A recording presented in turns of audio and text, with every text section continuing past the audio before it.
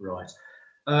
Good evening, everybody, and welcome to tonight's meeting of the Rushcliffe Borough Council Planning Committee. And as with all meetings at the moment, members and officers are working remotely. So for benefit of all people involved in this meeting and anyone who may be watching this on YouTube, etc., please bear with us if we have any IT glitches and technical problems. Hopefully we won't, but we never know. My name is Councillor Richard Butler. I'm the chairman of the committee, and with me tonight is Councillor Mrs Stockwood, who is my vice chairman, Councillors Clark, Goland, Healy, Major, Murray, Purdue, Horan, Thomas and Verdi. And officers with us this evening are Mr Pegram, who is the service manager for communities, Mr Hilton, who is an area planning officer, and Mrs Sells, who is the borough solicitor. So good evening, everyone. And the first item on the agenda is, do we have any apologies for absence and substitute members, please? I know of at least one potential late arrival who is who is trying to connect even as we speak. Yeah, apart from that, there's no apologies. Right, thank you. And any declarations of interest under the Code of Conduct or under the Planning Code? Does anyone wish to declare anything? No, I don't think so. Thank you. So we have the minutes of the previous meeting, which was held on the 11th of February, which was a very long meeting. And are we all happy that the minutes are correct and that we should approve them? Or anyone not agreeing to that? No, I think we're okay. So we've approved the minutes of the previous meeting. So right, we'll go into the first of our planning applications this evening. And this is a carryover. It was going to be heard at the previous meeting, but unfortunately we ran out of time. And so apologies to our speakers and people particularly interested in that application who had to sit through a very long meeting and hopefully come to their agenda item, and I'm afraid we didn't get to it, but it was a long evening, and it was very important that we had the energy and concentration, etc., to be able to give proper consideration to the application. So the first item on tonight's agenda is land west of Pasture Lane, Sutton Bonington. It's the erection of an equestrian stable block with outdoor menage, associated car parking and access, stable block with 8 stable pens, hay store and tap room for use as a full livery yard. And Mr Hilton is going to talk us through this one, please. Okay, thank you, Chairman. So members are advised that there are late representations which have been circulated amongst members. Yes, can we confirm we have received the late representations for this item and indeed other items as well this evening? So I should have mentioned that, but yes, we have. Thank you.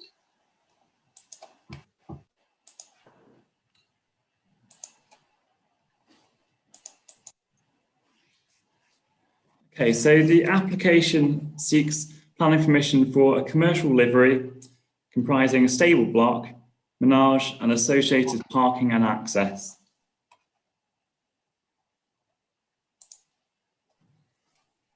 The application site relates to agricultural land located to the west of Sutton Bonington. Pasture Lane runs along the southern boundary of the site. This comprises a dual status highway and bridleway. The residential properties to the northeast of the site on Pasture Close, and a footpath runs diagonally across the site. Site falls within a high flood risk area,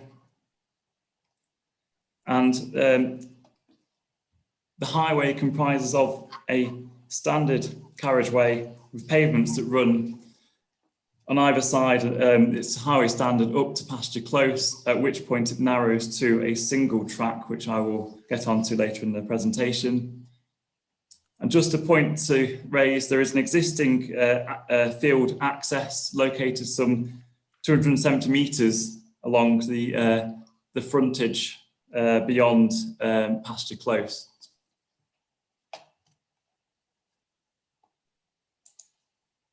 Just an aerial view of the site.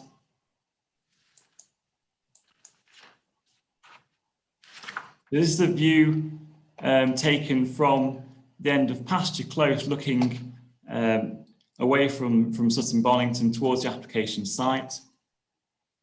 So as you can see here, we've got standard width, highway standard road, pavements either side, and then just beyond pasture close, it does narrow to a single track. And then this is a view along the road running past the application site. This is taken on a different day. This was earlier in the year, showing sort of fairly waterlogged road running along the front of the application site. You can see here the surface water and quite broken up surface. Front boundary of the application site. And then this is looking back towards the village. Just in the distance is where the new access will be created into the site. It's the footpath that runs diagonally across the application site. And then this is a view just across the site. And then this is a view of the residential properties neighbouring on pasture close. So the application proposes various elements. This is the proposed stable, which will comprise eight stables, along with a tack room and hay store. And this is an example of what the structure would look like.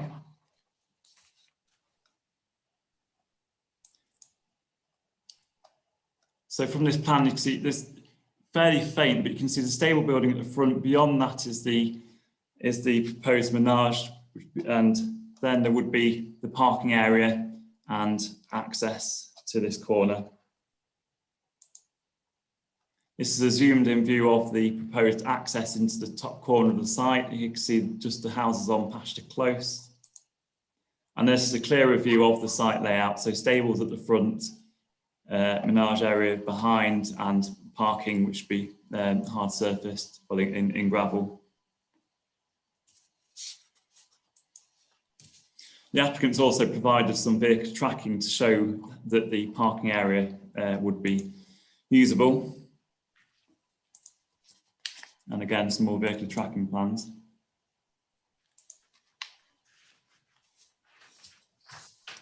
So as I said before, the site does fall within a flood risk area. However, it is considered by officers that it is an outdoor recreational use that is water compatible. So there are no officer concerns, Chairman, on the flood risk element of the scheme. The application is supported by a flood risk assessment. In terms of the general siting and appearance, I mean, it is a use which is compatible with a rural location. And as you saw from the previous slides, it is a fairly modest, although it's fairly modest height barn structure. Just jump back to that. So the barn and the stables and menage and various elements will be sited close to existing properties to the northeast of the site, so retain the openness of the majority of the site. So overall, officers are not overly concerned about the visual impact. Main consideration, however, is the highway access to the site. So let's jump back to the photos of the access. Like I said, the road running past the site, although hard surface, is in a poor state of repair, and it is single track. So the officer concerns are that the proposed commercial livery use would result in intensification of the use of this dual highway and bridleway, resulting in further degradation of the surface. Also being single width, it wouldn't allow sufficient width for two vehicles to pass, and the nature of the proposed use is considered one which would attract larger vehicles such as trailers, horse boxes, etc. So discussions have taken place with the applicant and with highways to try and address the issue of the inadequate highway access. However, it's considered that the applicant considers it not to be economically viable to improve the highway access, which is what the Highways Authority are seeking. They are seeking that the section of the highway from Pasture Close up to the site access is improved to double width and an improved surface. On the basis that the applicant is not able to, not willing to improve the surface accordingly, we concur with the Highway Authority objections, and therefore we are recommending refusal of the application on the basis of inadequate highway access. Right, thank you. And we have 3 speakers on this application. We have, first of all, the applicant's agent, Mr. Dennison, Andrew Dennison. If you're with us, I'm not sure if you... I am, Chair, yes. Right. Oh, hello, good evening to you. And just so in case people don't know, speakers have up to 5 minutes to address the committee, just to address us. It's not a two-way discussion, and the clock starts counting down as soon as you start speaking. If you're still speaking at 5 minutes, we have to ask you to stop. So as soon as you're ready, you can address the committee, please. Thanks. Good evening. My name is Andrew Dennison. I represent Highway Access Solutions, who are working on behalf of the applicant. I trust members have been able to review the planning file, the officer's report, and the late representations necessary following its publication. The applicant is a young businesswoman who wishes to erect a modest 8-bay stable block and associated equestrian facilities. She owns 2 horses and would utilise the remaining bays to accommodate animals belonging to her existing contacts and local residents on a small-scale commercial basis. Her intent is to operate a livery stable that meets local needs, helping to support equestrian and agricultural supplies throughout the area. As you have heard, the site is accessed via pasture lane. This initially comprises a minor 2-way road connecting to Main Street. Around 140 metres from Main Street, it does narrow, thereafter comprising a paved but dual-use lane and bridleway open to motorised and non-motorised traffic. The lane serves numerous plots of agricultural land and commonly carries heavy agricultural vehicles. It also provides access to a large 20-space car park at Diamond Wood, which is popularly used as a recreational site by local persons. Local persons unrelated to the proposal also routinely park on the unpaved verge and are largely responsible for the passage of mud onto the surface. At present, my client accesses her land via a gateway some 270 metres along the lane, as alluded to by the planning officer. She now proposes the creation of a new access, much closer to Main Street and located only 55 metres along the lane, thus significantly shortening the length of route upon which she relies and over which her vehicles would inflict wear and tear. As detailed in the submission by Highway Access Solutions and in our late responses, we estimate that the applicant's proposal might generate a mere 10 additional vehicle movements each day. That is an average of less than 1 movement per hour over the course of the day. The vast majority of additional movements would occur outside peak hours and would be by light vehicles less than 3.5 tonnes in weight, occasionally towing lightweight horse boxes or trailers. HAS and the applicant contend that the level of traffic generated is negligible, as the chance that 2 vehicles would be forced to meet over a 55-metre length is also negligible. Any vehicle wishing to do so could give way at the access itself. Even were a passing manoeuvre to be necessary, it should be noted that these routinely occur along the full length of the lane as and when necessary, where vehicles meet heavy agricultural traffic or other light vehicles. Further, we note that achieving access to the proposed stables via the byway is entirely in keeping with the use proposed, whilst the existing paved surface already provides a much better standard of access than that routinely found at comparable equestrian developments throughout the country. Nottinghamshire County Council, Highways Department, have insisted they will only support the proposal if the applicant commits to a widening and potentially repaving of the 55-metre length of lane that she would utilise, despite the fact that she would contribute only minor levels of traffic to this. We have estimated that the cost of these works would be as much as £50,000. This value is significantly higher than the entire estimated build cost of her proposal. Although we have sought to obtain an estimate from the Highways Department, they have not provided any alternate figure. Such widening would not only be unduly costly, but could have an unnecessary and urbanising effect upon the rural setting of this site, increasing flood risk, and contrary to the equestrian usage and setting of the bridleway. The revised National Planning Policy Framework clearly sets out at paragraphs 55 and 56 that planning conditions may only be imposed where they are proportionate and reasonable. In this instance, the County Council have adopted a position that they will only recommend consent subject to an unreasonable condition, i.e. the necessity that a young businesswoman spend a greater sum on a highway upgrade than she will on the build-out of her own development. At the same time, the county have not clearly demonstrated any meaningful risk to highway safety that would justify even low-cost works.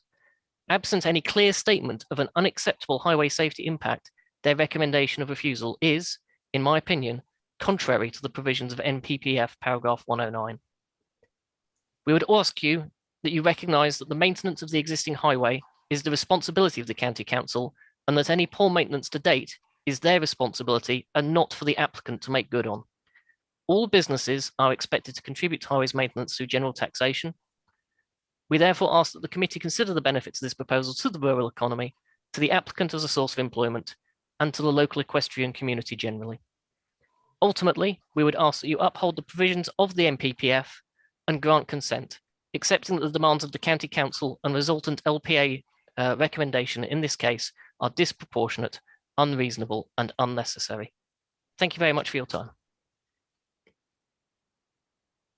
Thank you, Mr. Dennison. That was within time and very clear. Our next speaker is a member of the Parish Council, Councillor Kevin Jackson. Yes, I can see your picture. So yeah, I'm not sure why the video isn't working. Let's have a go. Let's have a go. Here we go. Oh, there you are. I can see you. Yes. There we go. So yes, you and again you have up to 5 minutes to address this. So as soon as you're ready. Thank you. I won't need 5 minutes. Good evening to you all. Speaking on behalf of the Parish Council, we have three concerns, but the main concern is the access. We're not concerned about the use and the proposed use of the site. That we accept is acceptable in its location, but the access to the site on what is only a 2 metre wide country lane, with the access right next to a culvert little bridge, which is only 2.2 metres wide, it just is not wide enough to accommodate the vehicles that will be going to the equestrian use. There are other examples throughout the village of other equestrian uses where horse boxes, trailers, etc. go to and from these sites, and these vehicles need a much wider turning circle than what is there at the moment, and indeed what is shown on the HAS drawings. This road needs widening, it needs a decent turning circle. It can be accommodated. I accept it's going to cost money. I'm amazed that HAS has said 50,000. I actually would have thought it probably would cost more. But that to me is not a planning reason. I'm sorry. I think it's something that if this use needs to go forward, they've just got to grin and bear it, if that's the right term, and that they're going to have to improve that access. Second point is there is a concern around the pasture lane, high street or main street junction anyway. I accept that this equestrian use is only going to add minimal extra traffic, but that junction already is a highway safety problem. It has the shop there, it has a parking problem, it has servicing of the shop problem. This isn't going to help. And our third comment is just about the footpath that runs through the middle of the site. It is a heavily used footpath, and indeed Matt Hilton's photographs showed that the footpath is extremely well used. We would be extremely concerned that if horses were also to use that route, that footpath would become unusable in winter. There has to be an alternative route for the horses themselves. They cannot be using that footpath. Thank you very much. Okay, thank you, Councillor Jackson. And our final speaker on this one is the ward councillor. It's Councillor Upton who is covering for the area at the moment. Yes, Councillor Upton is there. So as soon as you're ready, Councillor Upton. Thank you, Chairman. I did object to the previous application for a number of reasons, but having carefully reviewed the latest documents and plans for this application, I'm not now objecting. I've changed my mind on the flood risk because although the site is in flood zone 3, as has been said earlier, this development is for outdoor recreation, not residential, and is classed as water compatible development, which is acceptable in this flood zone. Also, the County Council, as the lead flood authority, don't wish to make specific comments on this application. Clauses. The design allows for the floodwater to enter the buildings and therefore not take up any capacity in the floodplain. The design also now incorporates several methods of keeping rainwater within the site, such as permeable gravel car park, gutters to take the water from the roofs into rainwater containers to minimise rapid surface runoff, soakaways, and an outdoor permeable riding menage. I've changed my mind on the development in the countryside because I consider that with the proposals being very small scale, single story, as you've seen, and of the construction, I think they're appropriate for this, what I call edge of the rural village location. Several types of development, including equestrian use, are considered to be acceptable in the countryside, and this development is not isolated from the village. It's an 8-bay stable block with hay store and tack room, and takes up, I would suggest, a very, very small part of a grass field, which is about 9 hectares in total size. The proposed buildings are located in the corner nearest to the edge of the village, close to the boundary with pasture lane, and incorporate some additional landscaping and screening. I've changed my mind on traffic, which seems to be the big issue, because I'm now aware that further down pasture lane, as has been mentioned, is Diamond Wood, which I believe is run by the University of Nottingham. It opened in 2012, and according to its website, I quote, attracts many visitors throughout the year and is designed to be a recreational and educational facility for the whole community. And the application documents refer to its 20 car park spaces being accessed via pasture lane. So pasture lane bridleway is presumably coping with this traffic. The proposed access to the application site is at the very start of the bridleway and has improved highway visibility displays on both sides, and there are drawings that show vehicles can turn within the site and exit in a forward gear. Indeed, in clause 10 of the report, giving County Council Highways Authority comments, it states that, quote, the parking and turning provision are considered acceptable.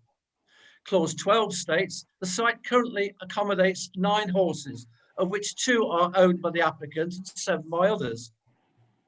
The supporting statement states that the site lacks premises. The other horse owners currently visit the site at least twice daily, as well as other vehicle movements associated.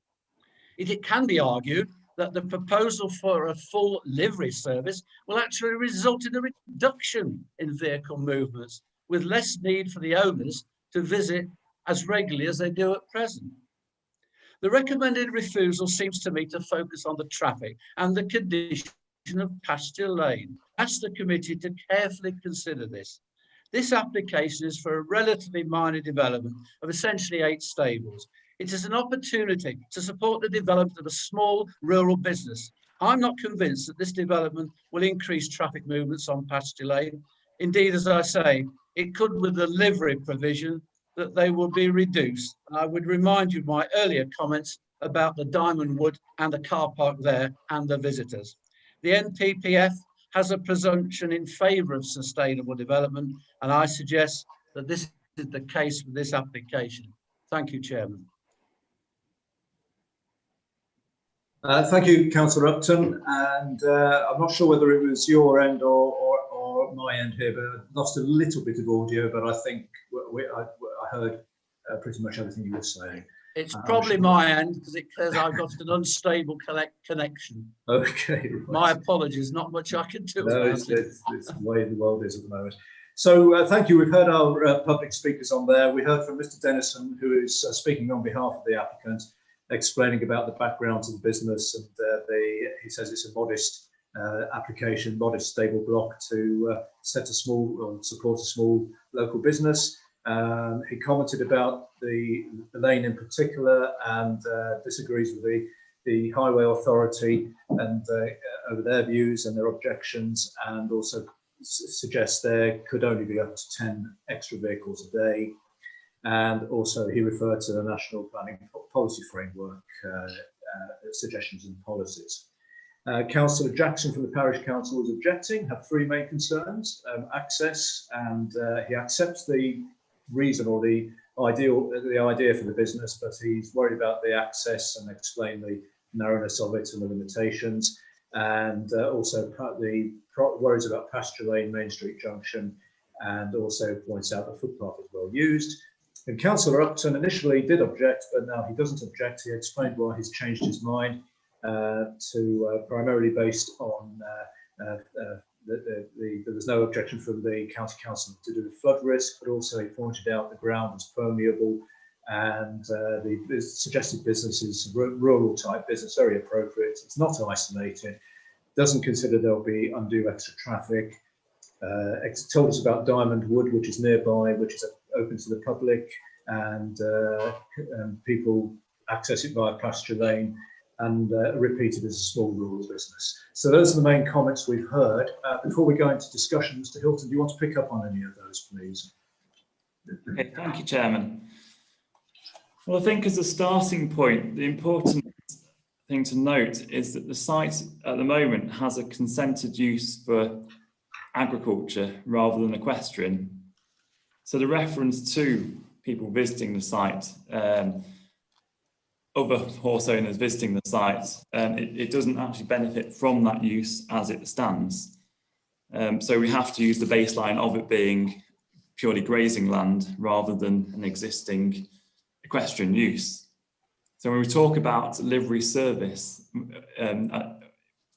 it's not felt that's comparable to the what is the consented current situation when we talk about reduction in vehicles.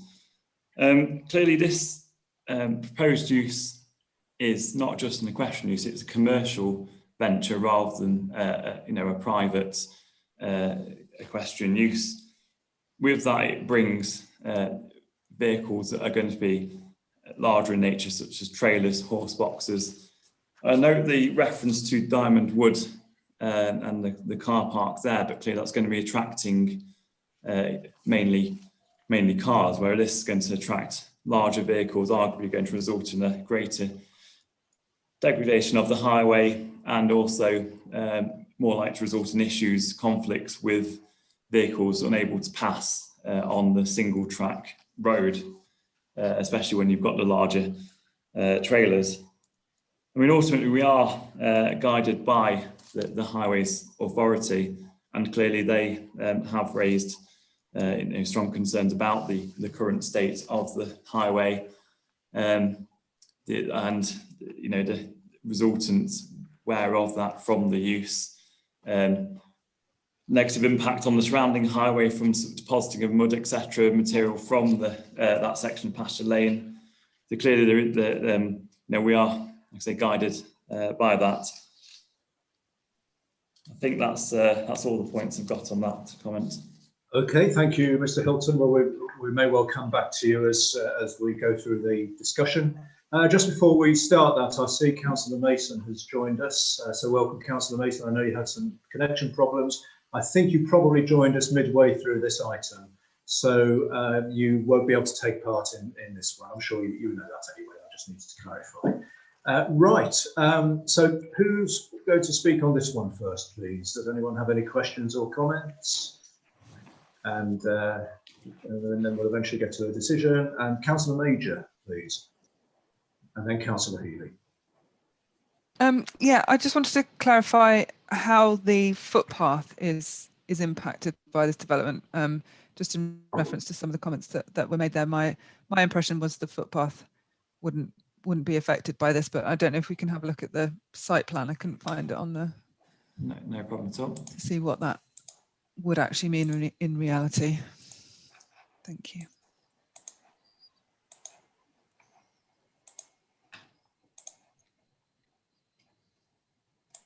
Okay, I'm just going to get the slide. Yes, on the screen.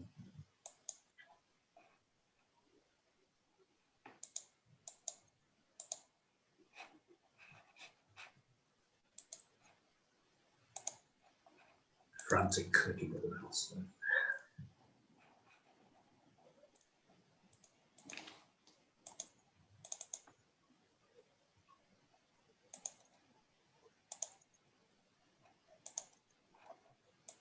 Sorry, I should have given you an easier one to start with. That's all right.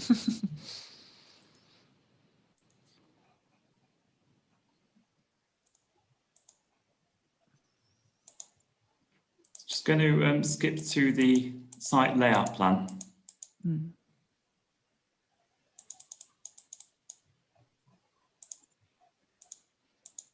I think this plan probably shows the situation best. You've got the footpath. So the footpath runs behind the site, so it would be unaffected by the proposal. There wouldn't be any obstruction of it from the parking area or the stables or menage. Great, thank you.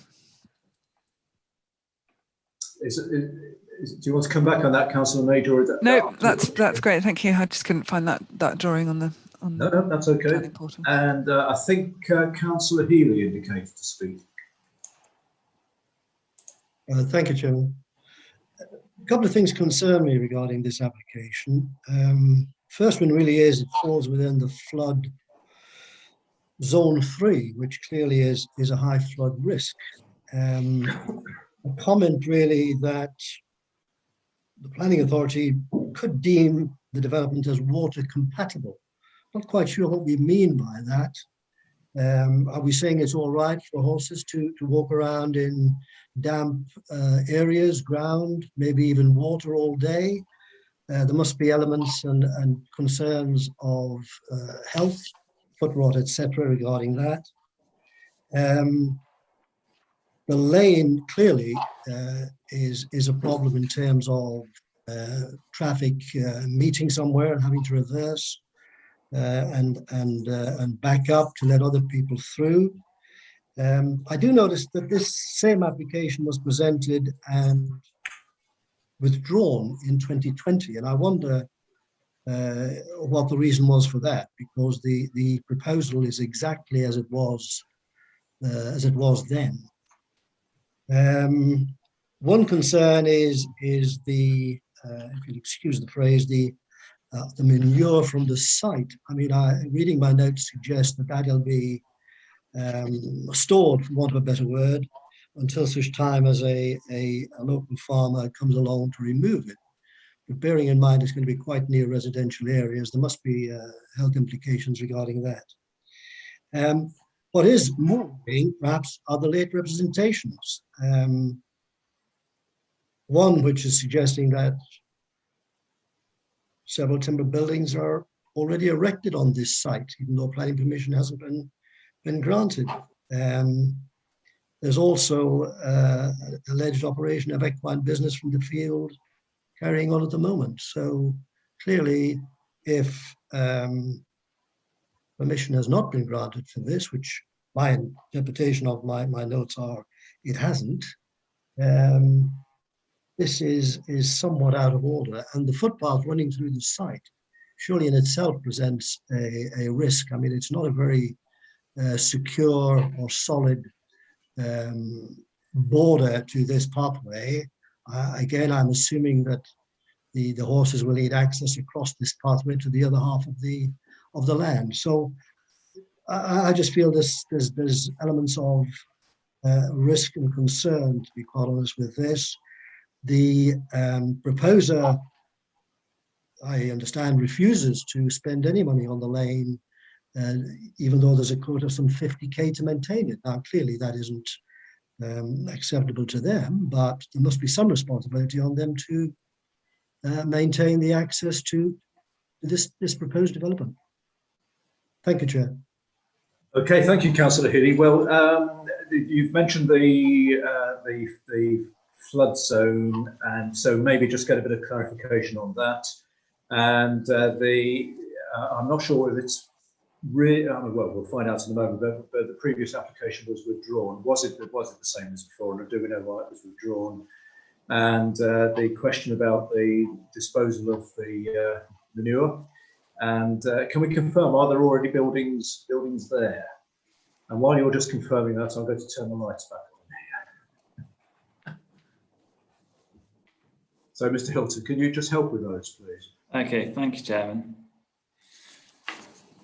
Starting with the issue of water compatibility, clearly it is it's a recreational use, and the submitted flood risk assessment makes reference to the buildings being designed so that water can enter without causing obstruction, and that it would not take up the volume of the floodplain or its capacity to take up floodwater. So that seems to be the focus of the comment from the Environment Agency, rather than the focus on perhaps the welfare of the horses themselves. It is more about the overall use and function of the site.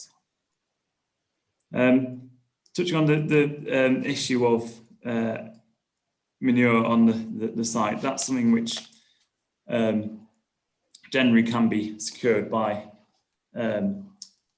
way of condition to agree a scheme for its removal.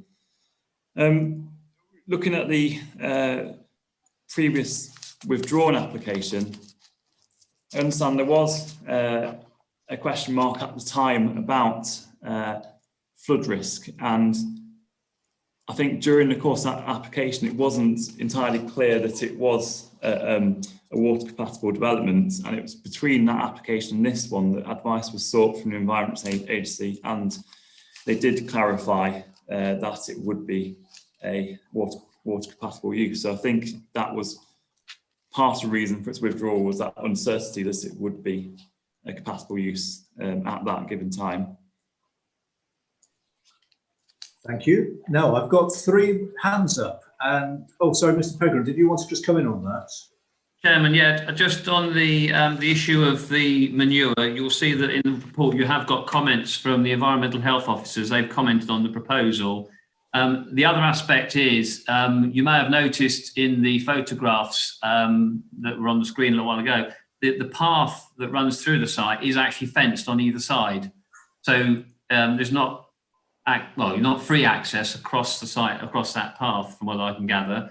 In terms of the flood compatibility, effectively this comes from the flood risk vulnerability classification. So obviously something like, for instance, a police and ambulance station or dwellings with basements come into a high vulnerable category, goes through more vulnerable, less vulnerable, and then through to water compatible development, which does include things like outdoor leisure and recreational uses. So it's a matter of risk at the end of the day. We're not saying necessarily that animals deserve less welfare than humans, but it is with flood risk, it is a matter of assessing the risk, and the main assessment is risk to human life and property. So obviously, if there was a flood event, they could get the horses out of there, but that hopefully explains a bit more about the water compatible use. Thank you, Chairman. Thank you, Mr. Pegram. Right, I've got 4 more speakers, and the order on my screen, I'll take them in. The first one is Councillor Thomas, please. Yes, thank you, Chair. My reading of the reason for refusal is that there's only one reason for refusal, and the officers have worked through the other issues with the applicant, and the reason for refusal is the access and the condition of the road and the width of the road. And this is a road that is used for agricultural vehicles, for access to fields further down the road and for this field. Yes, there's an issue with width, there's an issue with passing, but as far as the condition of the road is concerned, presumably this is a highway and it is on some sort of cycle for repair by highways. I don't see quite why the applicant is being held responsible for the poor state of the road. I have walked this road and also the footpath. And the road is, I would say, in a condition where it's due for highways to repair it anyway. Yeah, that's all I wanted to say. Thank you. Okay, thank you. Councillor Stockwood is the next on the screen. Thank you, Chairman. Well, I have a question first, and that is, why aren't Notts County Council upgrading this bridleway? I know of several bridleways in the east of Rushcliffe and Notts County Council does take ownership and repair them when they get into disrepair. And as has been said, they have accepted the turning circle within the site. So I don't think that's something that could, ban the existence of this application. As regards the manure, I've lived near stables myself. It's very desirable for your garden, and I'm sure there'll be many uses for it. And at the moment, the footpath's in existence, has been in existence for a long time. So if it floods, it's coped with it before, or not used during the flooding time. So, and as has been already answered, it's got a barrier to the side, so it doesn't seem to have the use of the animals going across it. So I don't really see a problem too much with this application, but I would like to know why Notts County Council aren't doing the alterations, please, if the answer is known. Thank you, Chairman. Thank you. I'm not sure if we know a reason for that.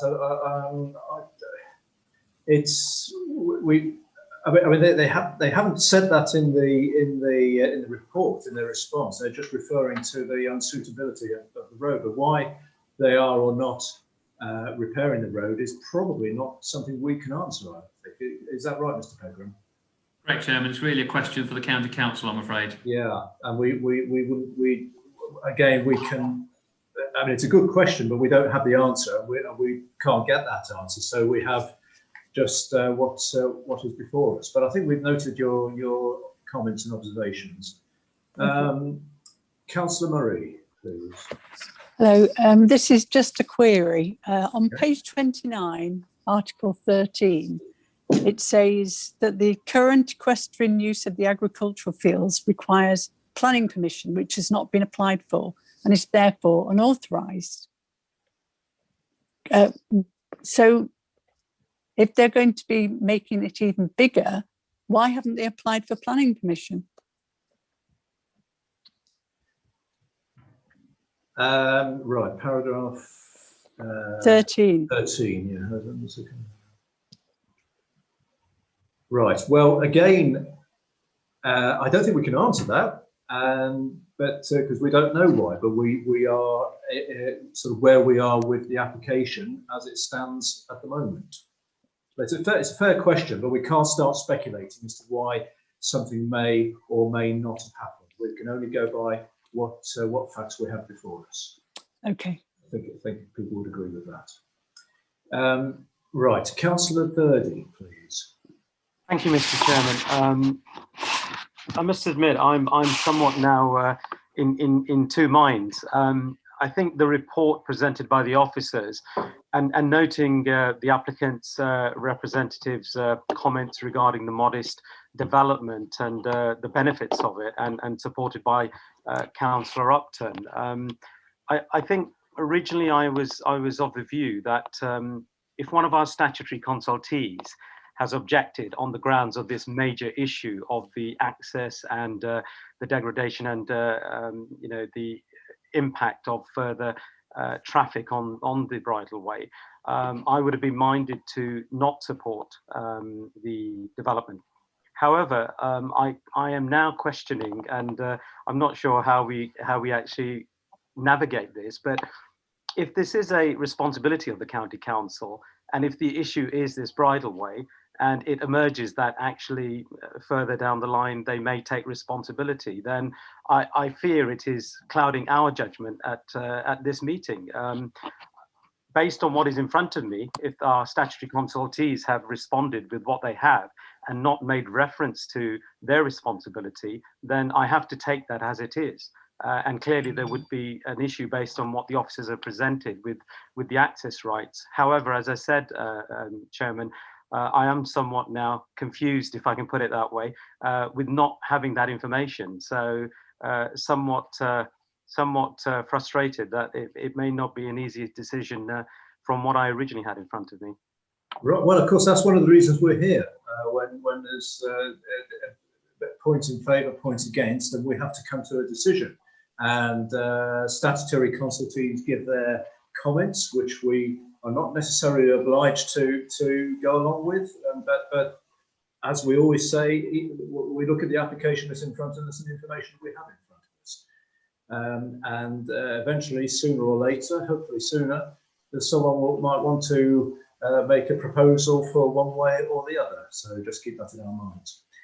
Now, I've just seen, Councillor Major, has your hand gone back up, or is it still up from the last time?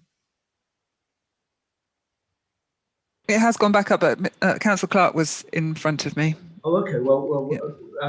Fine. Yes. Well, yes, I had got Councillor Clark next. So Councillor Clark, and then back to Councillor Major, and then Councillor Dunn. Thank you, Mr. Chairman. Yeah, there are three main aspects that seem to have been rehearsed on this application, and certainly in terms of land use, then I think I tick the box, and I think that's acceptable for land use for equestrian purposes.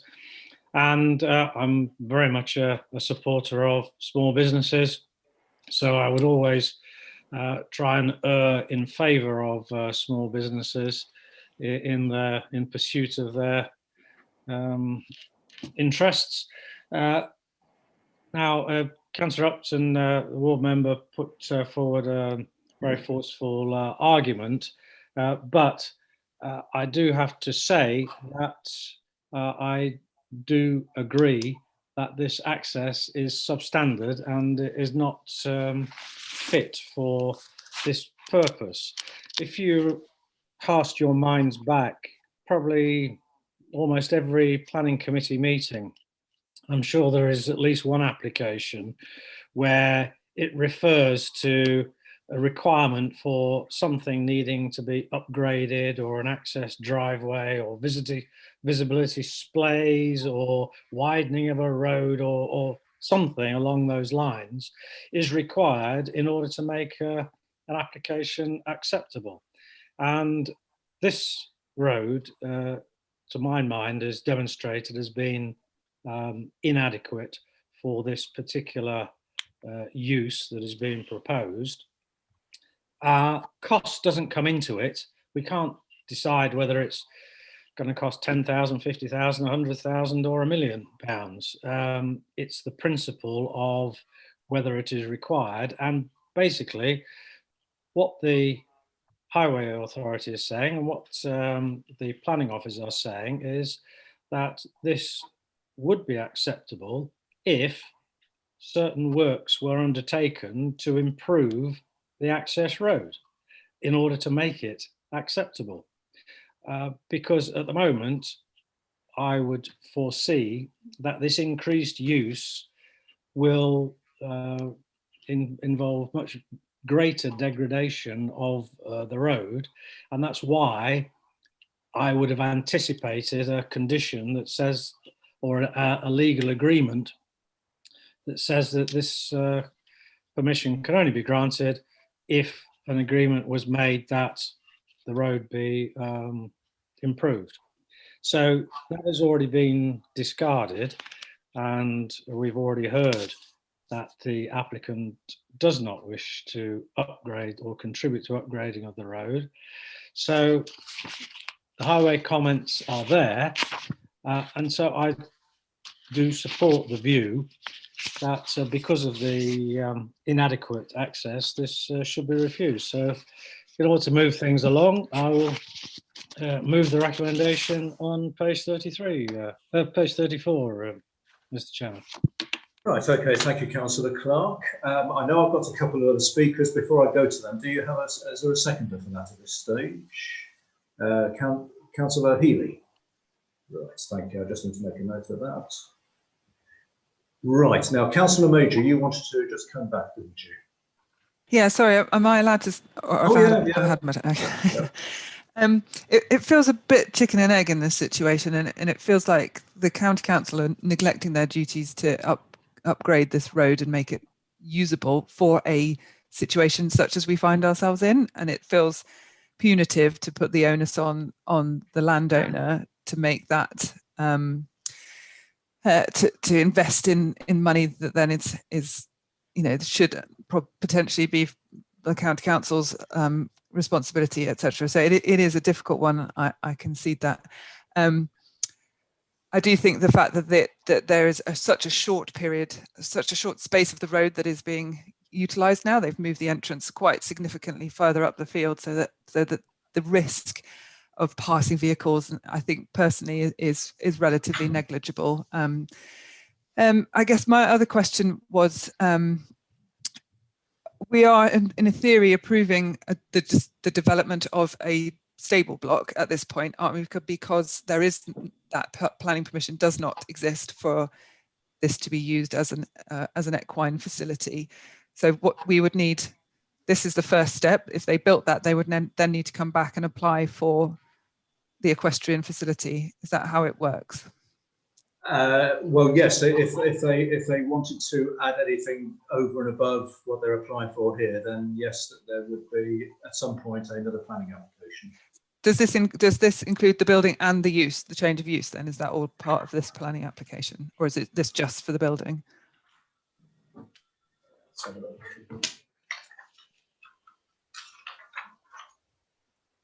Well, no. Well, as it says it's for the stable block, the building, and the outdoor menage and car parking and access.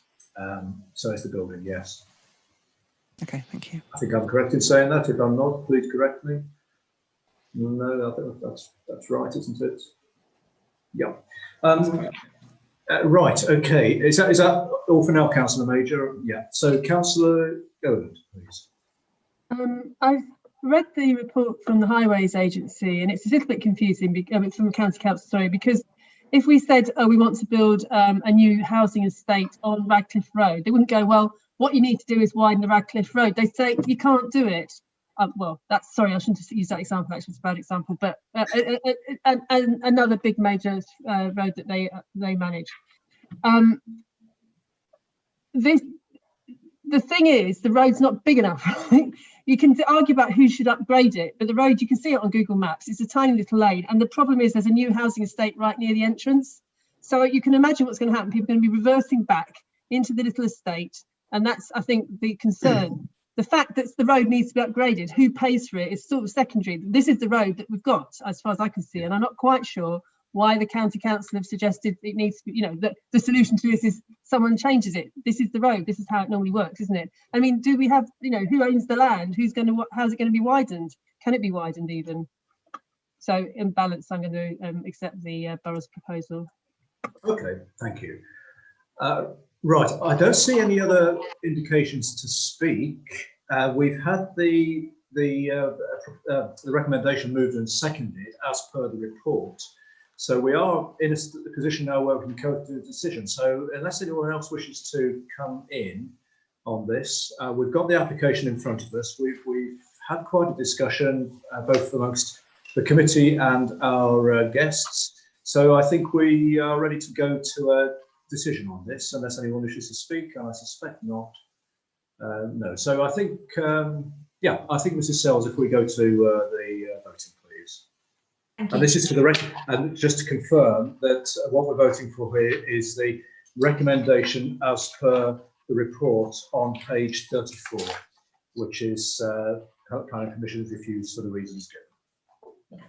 Thank you. So alphabetical as always. Councillor Butler. 4. Councillor Clark. 4. Councillor Gowland. 4. Councillor Healy. 4. Councillor Major. Against. Councillor Murray. You're on mute. 4. Thank you. Councillor Perdue-Horan. 4. Councillor Stockwood. 4. Councillor Thomas. Against. And Councillor Verdi. 4. Thank you. That's 8 for and 2 against, so the motion carries. Right, thank you, ladies and gentlemen, and the the decision is as per the recommendation. The Commission refused. So, but thank you everybody for your contributions. Right, we go on to our next application, which is and for this item, the ward member has to stand down from the committee because this is East Leek. So Councillor Thomas is momentarily leaving the committee side of things. So this is a field on Lantern Lane, East Leek. This is the application for approval of matters reserved under the previous application relating to the appearance, landscape and layout and scale of the erection of 195 dwellings with associated access, landscaping, open space and drainage. And this, just to remind colleagues, is in effect permission has been granted for development here, and this application is the fine detail as to what is proposed to go on the site. So we're not deciding whether or not we're allowed to build here. That decision has already been given. So right, Mr. Pegram, please. Thank you, Chairman. I'll just share my screen with you.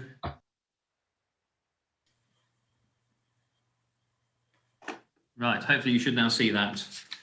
So yes, Chairman, the application is a reserved matters application. As you quite rightly point out, outline planning permission has already been granted. The application, the original application for outline for up to 195 dwellings on this site was refused in February 2018. At that time, we hadn't adopted part 2 of the plan. The site is in East Leek, which is identified in policy 3 of the core strategy as an area for growth for a minimum of 400 houses.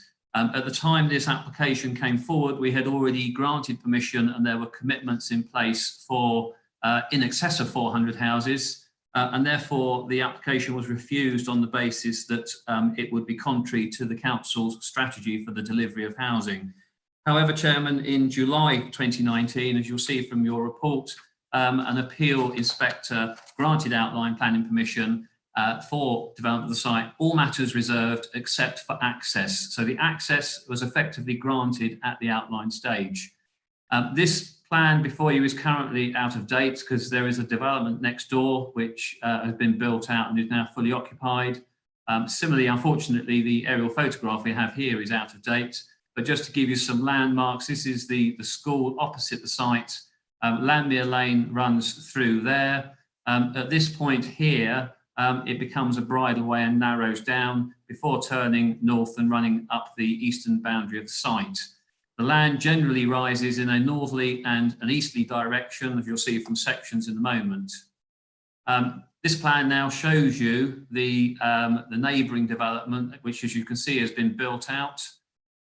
Chairman, you'll see from the late representations and no doubt from some of the comments that will be made in public speaking, there is a desire to create pedestrian connectivity between the 2 developments.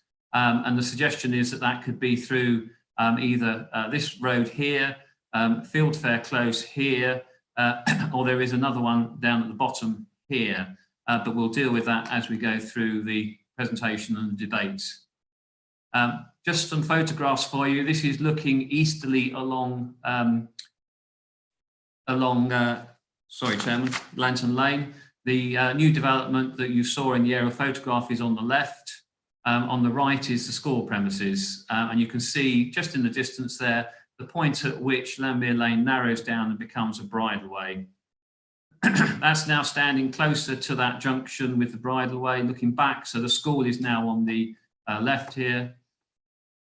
Sorry, that's now looking northerly into the, it's near that junction, but looking north into the neighbouring development, and on the left is the annex that was built as a result of the development there. Turning round, so the main school is on the left here. This is the annex building to the school. Looking back now westerly along Lantern Lane.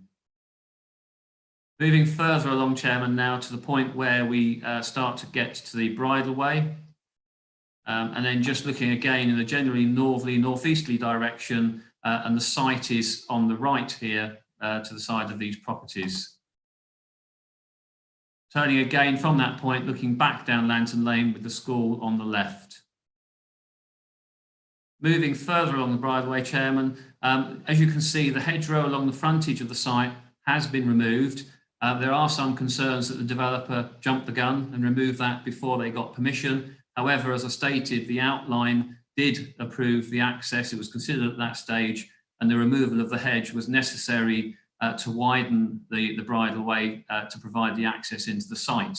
In addition, Chairman, there were conditions that required that any hedgerows or trees were removed outside of the bird nesting season. So clearly that was necessary to do in advance of the consideration of this application, but was authorised. So moving along, that's the frontage of the site, and as you can see, it does climb in an easterly direction. Again, turning back and looking back at the school and the existing development. And then standing in that southwestern corner of the site, looking up the hill effectively to the farm buildings on the hill. The Barratt development is now over the left-hand shoulder of the photographer, with Lantern Lane running down through here. That's now turning, looking north. So again, you can see the incline on the site, the existing development here. The application site runs up to about this point, but the actual development stops short of that, which you'll see from the plans in just a moment. There is also a watercourse or drainage ditch that runs through the site and then across diagonally at roughly that position. Again, just a view across to the existing development. And now you see that drainage channel through the site. And looking back again at the other end of that channel, looking back to the Barratt development. That's looking in a generally southwesterly direction. So you've got the school and the Barratt development. And then turning more south, looking in a southerly direction towards Lantern Lane. This is stood, Chairman, at the junction where that watercourse doglegs round. So that carries on up through the site and then travels in a westerly direction back towards the Barratt development. Again, just a view down that watercourse. And then looking easterly to the farm buildings on the hill. Now stood on the western boundary of the site, at the top end of the site, looking down in the southerly direction, you can see the Barratt development on the right, Lambere Lane marked by that hedgerow at the bottom. And then looking along the northern boundary of the site, again towards the ridge there.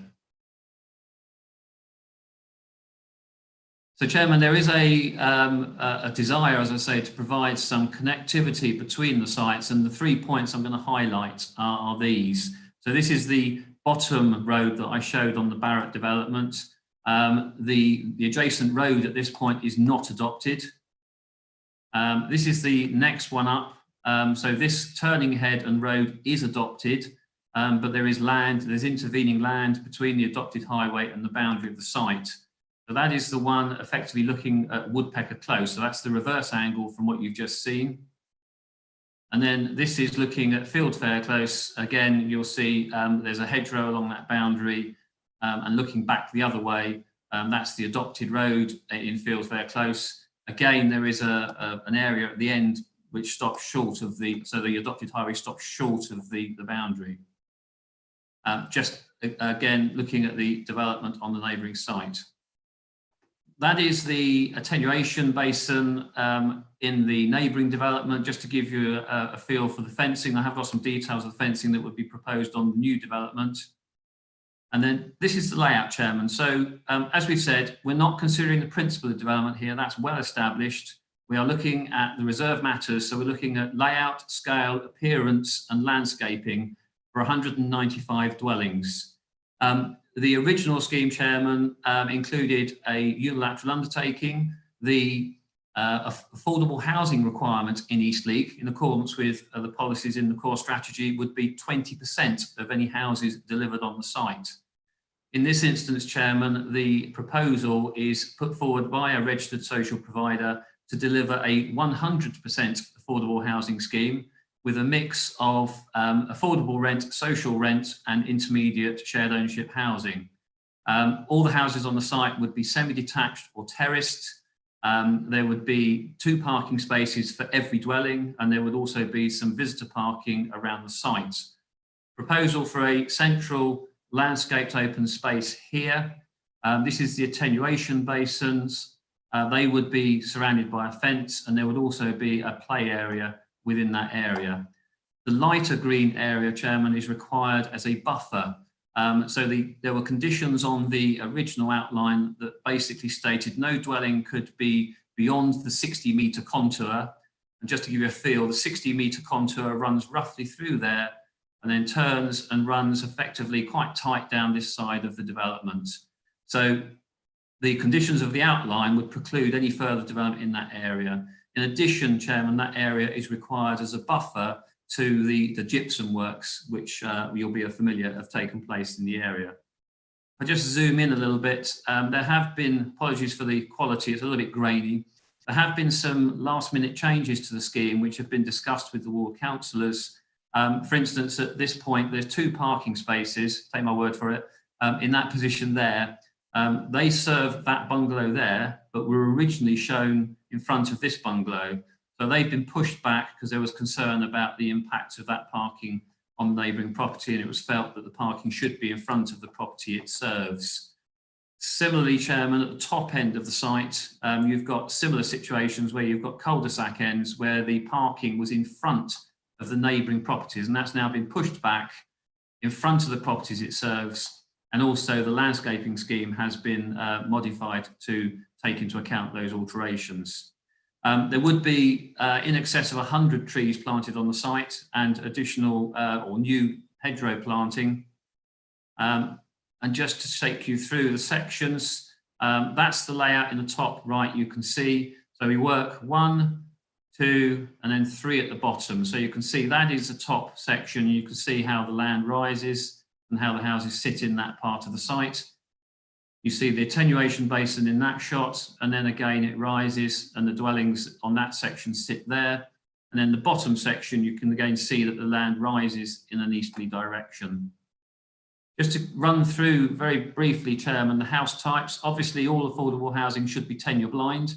So again, you'll see there's a variation of house types and styles, materials, etc. So there are a number of bungalows on the site as well. Semi-detached properties, some more bungalows. Some of these are adapted for wheelchair users. Again, different materials, render and clay tile. Some terrace properties. And that's the layout of the terrace properties. As I say, they're all 1, 2, 3 or 4 bedroom. Another variation with part brick, part render.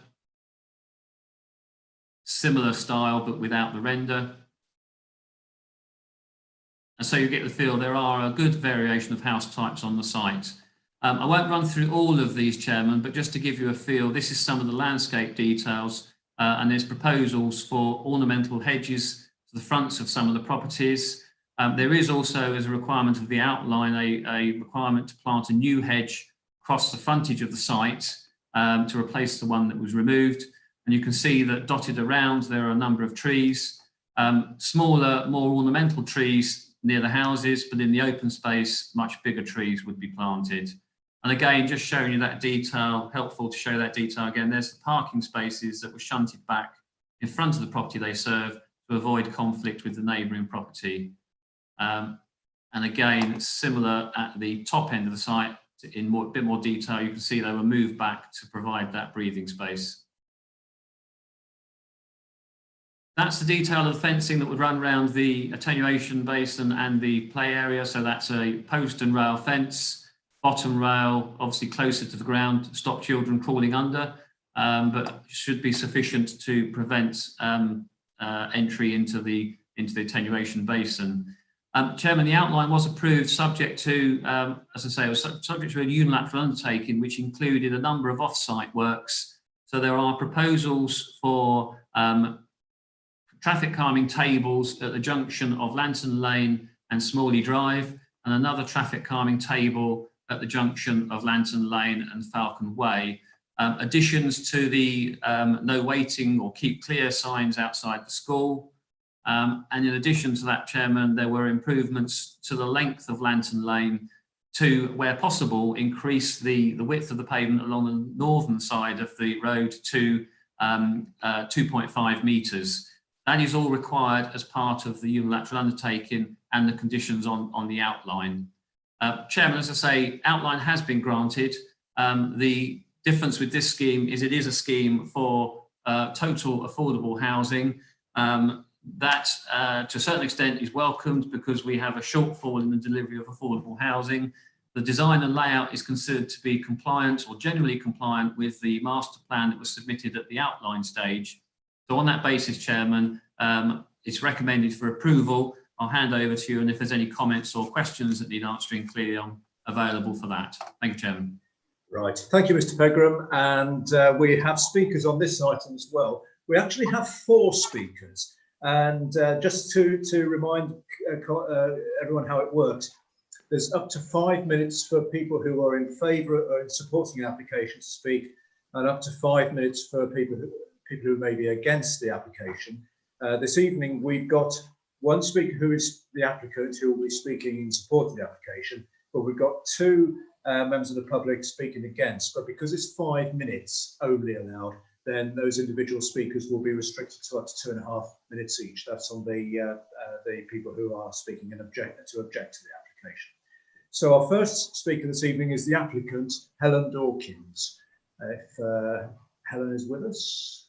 Yeah, thank you. Right, yes, you are with us. Right, okay, so you have up to 5 minutes to address us as soon as you're ready. Thank you. Thank you. As members have been made aware, Outline Planning Permission has been granted by the housing development on this site. So it is the detailed matters of layout, scale, appearance and landscaping that are being considered as part of this application. I intend to specifically address the concerns raised by the ward councillors. So firstly, sustainable development. This was considered very carefully by the planning inspector at the outline application stage and found to be sound. While sustainability is not a matter for consideration on this application, I would like to remind members of the inspector's conclusion on this with a quote from the outline appeal decision. So quote, I conclude that the appeal site would be accessible to local services and facilities, including employment opportunities by a choice of sustainable modes of travel. The proposal would accord with policy H6 of the Eastleigh Neighbourhood Plan in terms of walking distance to the centre of Eastleigh. It would also comply with policy 14 of the core strategy, which gives priority to development that is or can be made accessible by walking, cycling and public transport. Consequently, the proposal would be consistent with paragraph 30 of the framework, which supports a pattern of development that facilitates the use of sustainable transport. This conclusion is consistent with the agreed position in the Statement of Common Ground that Eastleigh is a sustainable location for growth. Furthermore, contributions have been secured under a legal agreement towards improvements to the bus service and provision of bus stops, and therefore the matter has already been adequately addressed. This brings me on to pedestrian access linkages. There are no planning conditions imposed on the outline planning permission requiring the site to formally link up with the adjacent residential development. Should this have been considered to be necessary, then the appropriate time to address such a matter would have been at the outline application stage. In addition, I see no planning justification for the provision of pedestrian linkages, and as the planning officer has rightly stated in her report, such a link would have limited benefit in terms of ease of access to local amenities and services. The cycle and pedestrian improvements associated with the development are more than adequate to facilitate this. Coming on to protection of public open space. This application clearly sets a detailed landscaping scheme for the laying out of the public open spaces and the landscape buffer pointed out to you by Mr. Pegram, in accordance with the requirements of the legal agreement.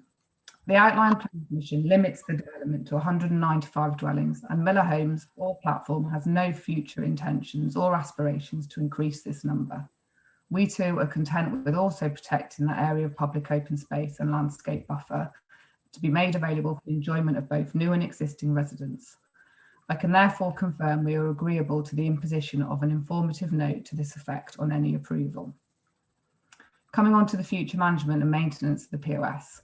The open space will be retained in the ownership of the registered provider, Platform Housing Limited, and will be directly managed and maintained by their property care department with assistance from landscaping subcontractors if necessary. A modest estate management charge will be required from each household, but this will be considerably more cost effective than should an estate management be set up by a separate entity. The landscaping buffer and the proposed planting. As I said, a detailed landscaping scheme forms part of this application as a reserved matter and has been deemed acceptable by the council's landscape officer. It will be our intention to plant up as much of this new hedgerow and trees as possible where it does not impact upon the construction or build within the first planting season following commencement of the development. And finally, housing mix. Platform have derived the housing mix from assessing the local demographics and housing needs information that has been made available to them. It is a balanced mix that they believe enables them to provide a cohesive and inclusive community. With regards to the suggestion that more one-beds would be preferred, Platform has chosen to provide more two-bed house types in this location to provide some scope for household growth. A two-bed shared ownership property will be accessible to people on lower incomes who would normally only be able to afford a one-bed property on the open market. Shared owners purchase additional equity in their homes as their incomes increase over time, eventually staircasing to full ownership.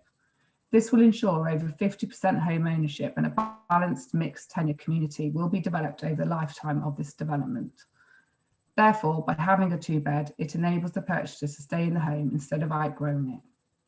With regards to the wheelchair provision, 1% of the total number of dwellings are fully wheelchair compliant, in line with the council's standards. Thank you. I don't have anything further to add. Thank you. Thank you very much for that. And our next speaker is Mr. King, Lloyd King, is. Thank you very much, Chair. Yes, you're with us, so you have up to 2.5 minutes. I'm sorry, we sound very clinical, we're very precise. That's fine, no problem. Good evening, members of the Planning Committee. My name is Lloyd King, and I am one of the residents on Woodpecker Close in the neighbouring estate, which sits adjacent to the top western boundary of the proposed new development. I am addressing you today to raise the concerns of residents on Woodpecker Close regarding a proposed pedestrian access point into our close from the proposed new development and the comments the Rushcliffe Borough Council have made about this. As noted in item 5 of the public reports pack, this application seeks reserved matters approval only in relation to the appearance, landscaping, layout and scale of the residential development. As a pedestrian access is an access to the site, the proposal by Eastleig's Ward Borough Councillors and Eastleigh Parish Council for a pedestrian access into the site should not be considered. As Helen Dawkins correctly stated, the opportunity for this was at the outline planning approval stage. In item 62 of the public reports pack, the applicant has determined that an access cannot be made between the site and the existing Barrett estate. Also, the provision of a pedestrian access at this point is not necessary to make the scheme acceptable, and it was not included on the framework plan attached to the outline application. If the decision of the Planning Committee is that the access between the application site and our adjoining estate is not required, which I believe is the correct and logical decision, then I would hope that the wording in the final decision document would say explicitly that this access is not required. I would, however, like an explanation regarding the last sentence of item 65, which reads, "The scheme has been amended to provide the possibility of a pedestrian access in the future." This appears to contradict the fact that the applicant has ruled out a pedestrian access point due to issues of land ownership. Thank you for listening to my statement.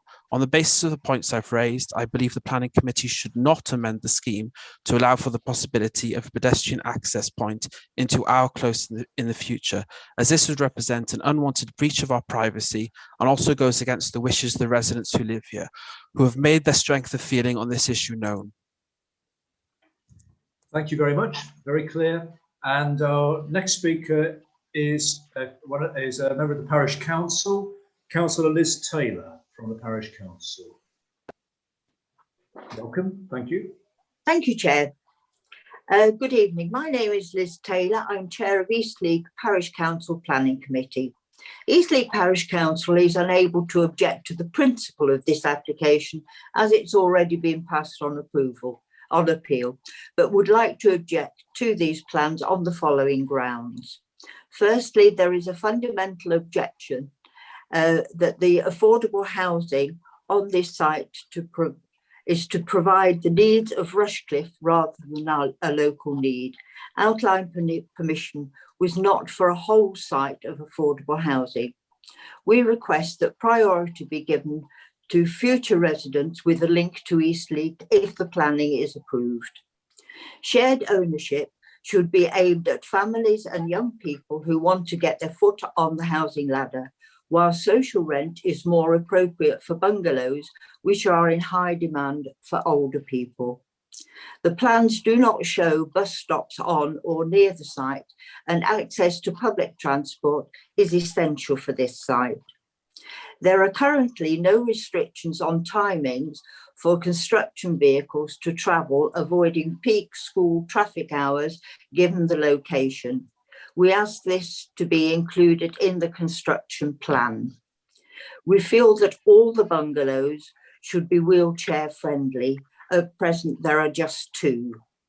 There is no pathway shown linking the proposed development to Lantern Fields. Local residents have expressed great concern that further housing will be requested on the areas currently shown as public open spaces. We request a condition not to approve further housing in the future. It would be unacceptable to put further strain on Lantern Lane. It is felt that mature hedging should be planted early in the build and not at the very end, therefore establishing hedging more quickly. And we also request electric vehicle charging points on all individual plots. Thank you very much. Thank you, Councillor Taylor. So, and our final speaker on this is one of the ward members, Councillor Thomas, please.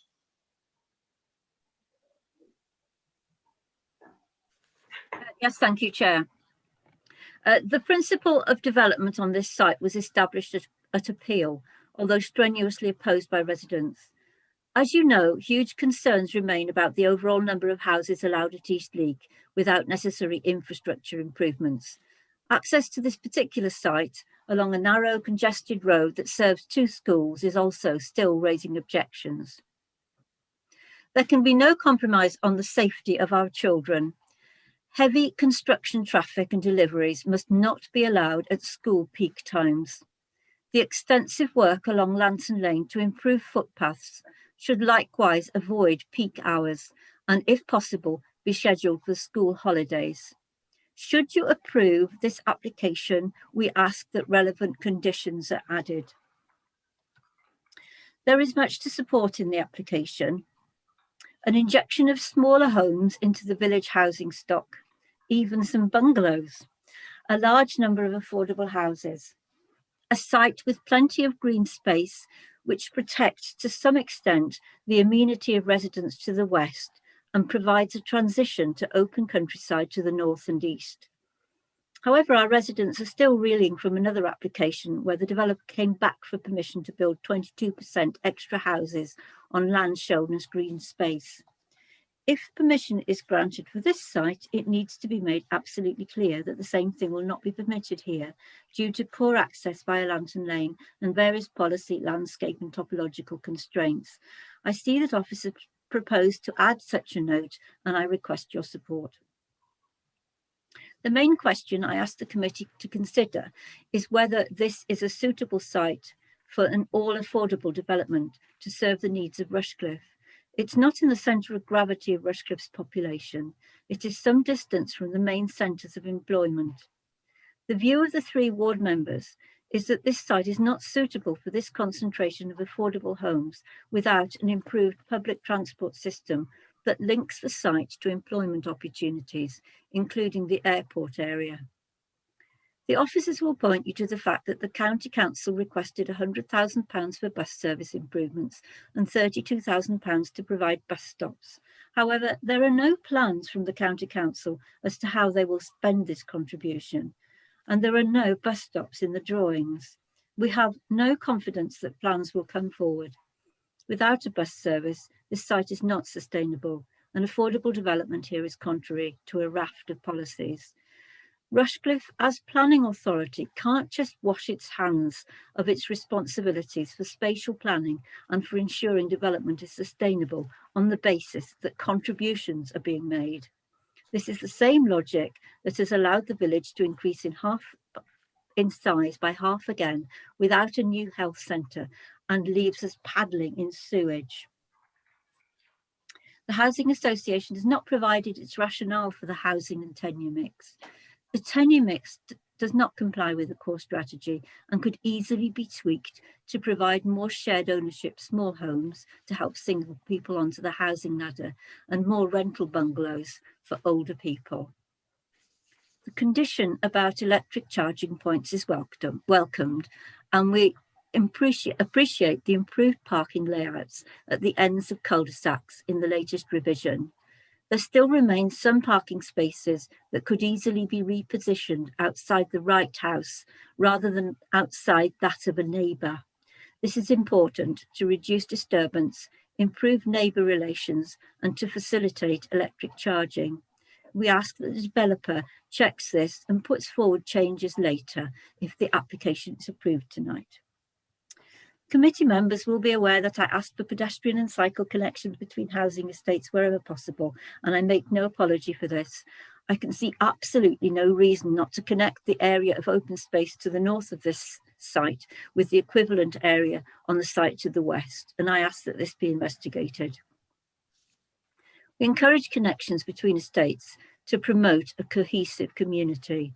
Connected neighbourhoods are required by a slew of policies and standards. Shorter travel journeys on foot and by bike reduce car journeys and are safer away from traffic on roads. We note the comment in paragraph 65 of the officer report that says the scheme has been amended to provide the possibility of pedestrian access in the future. This would be easier to achieve if foot and cycle paths were shown right up to the boundary.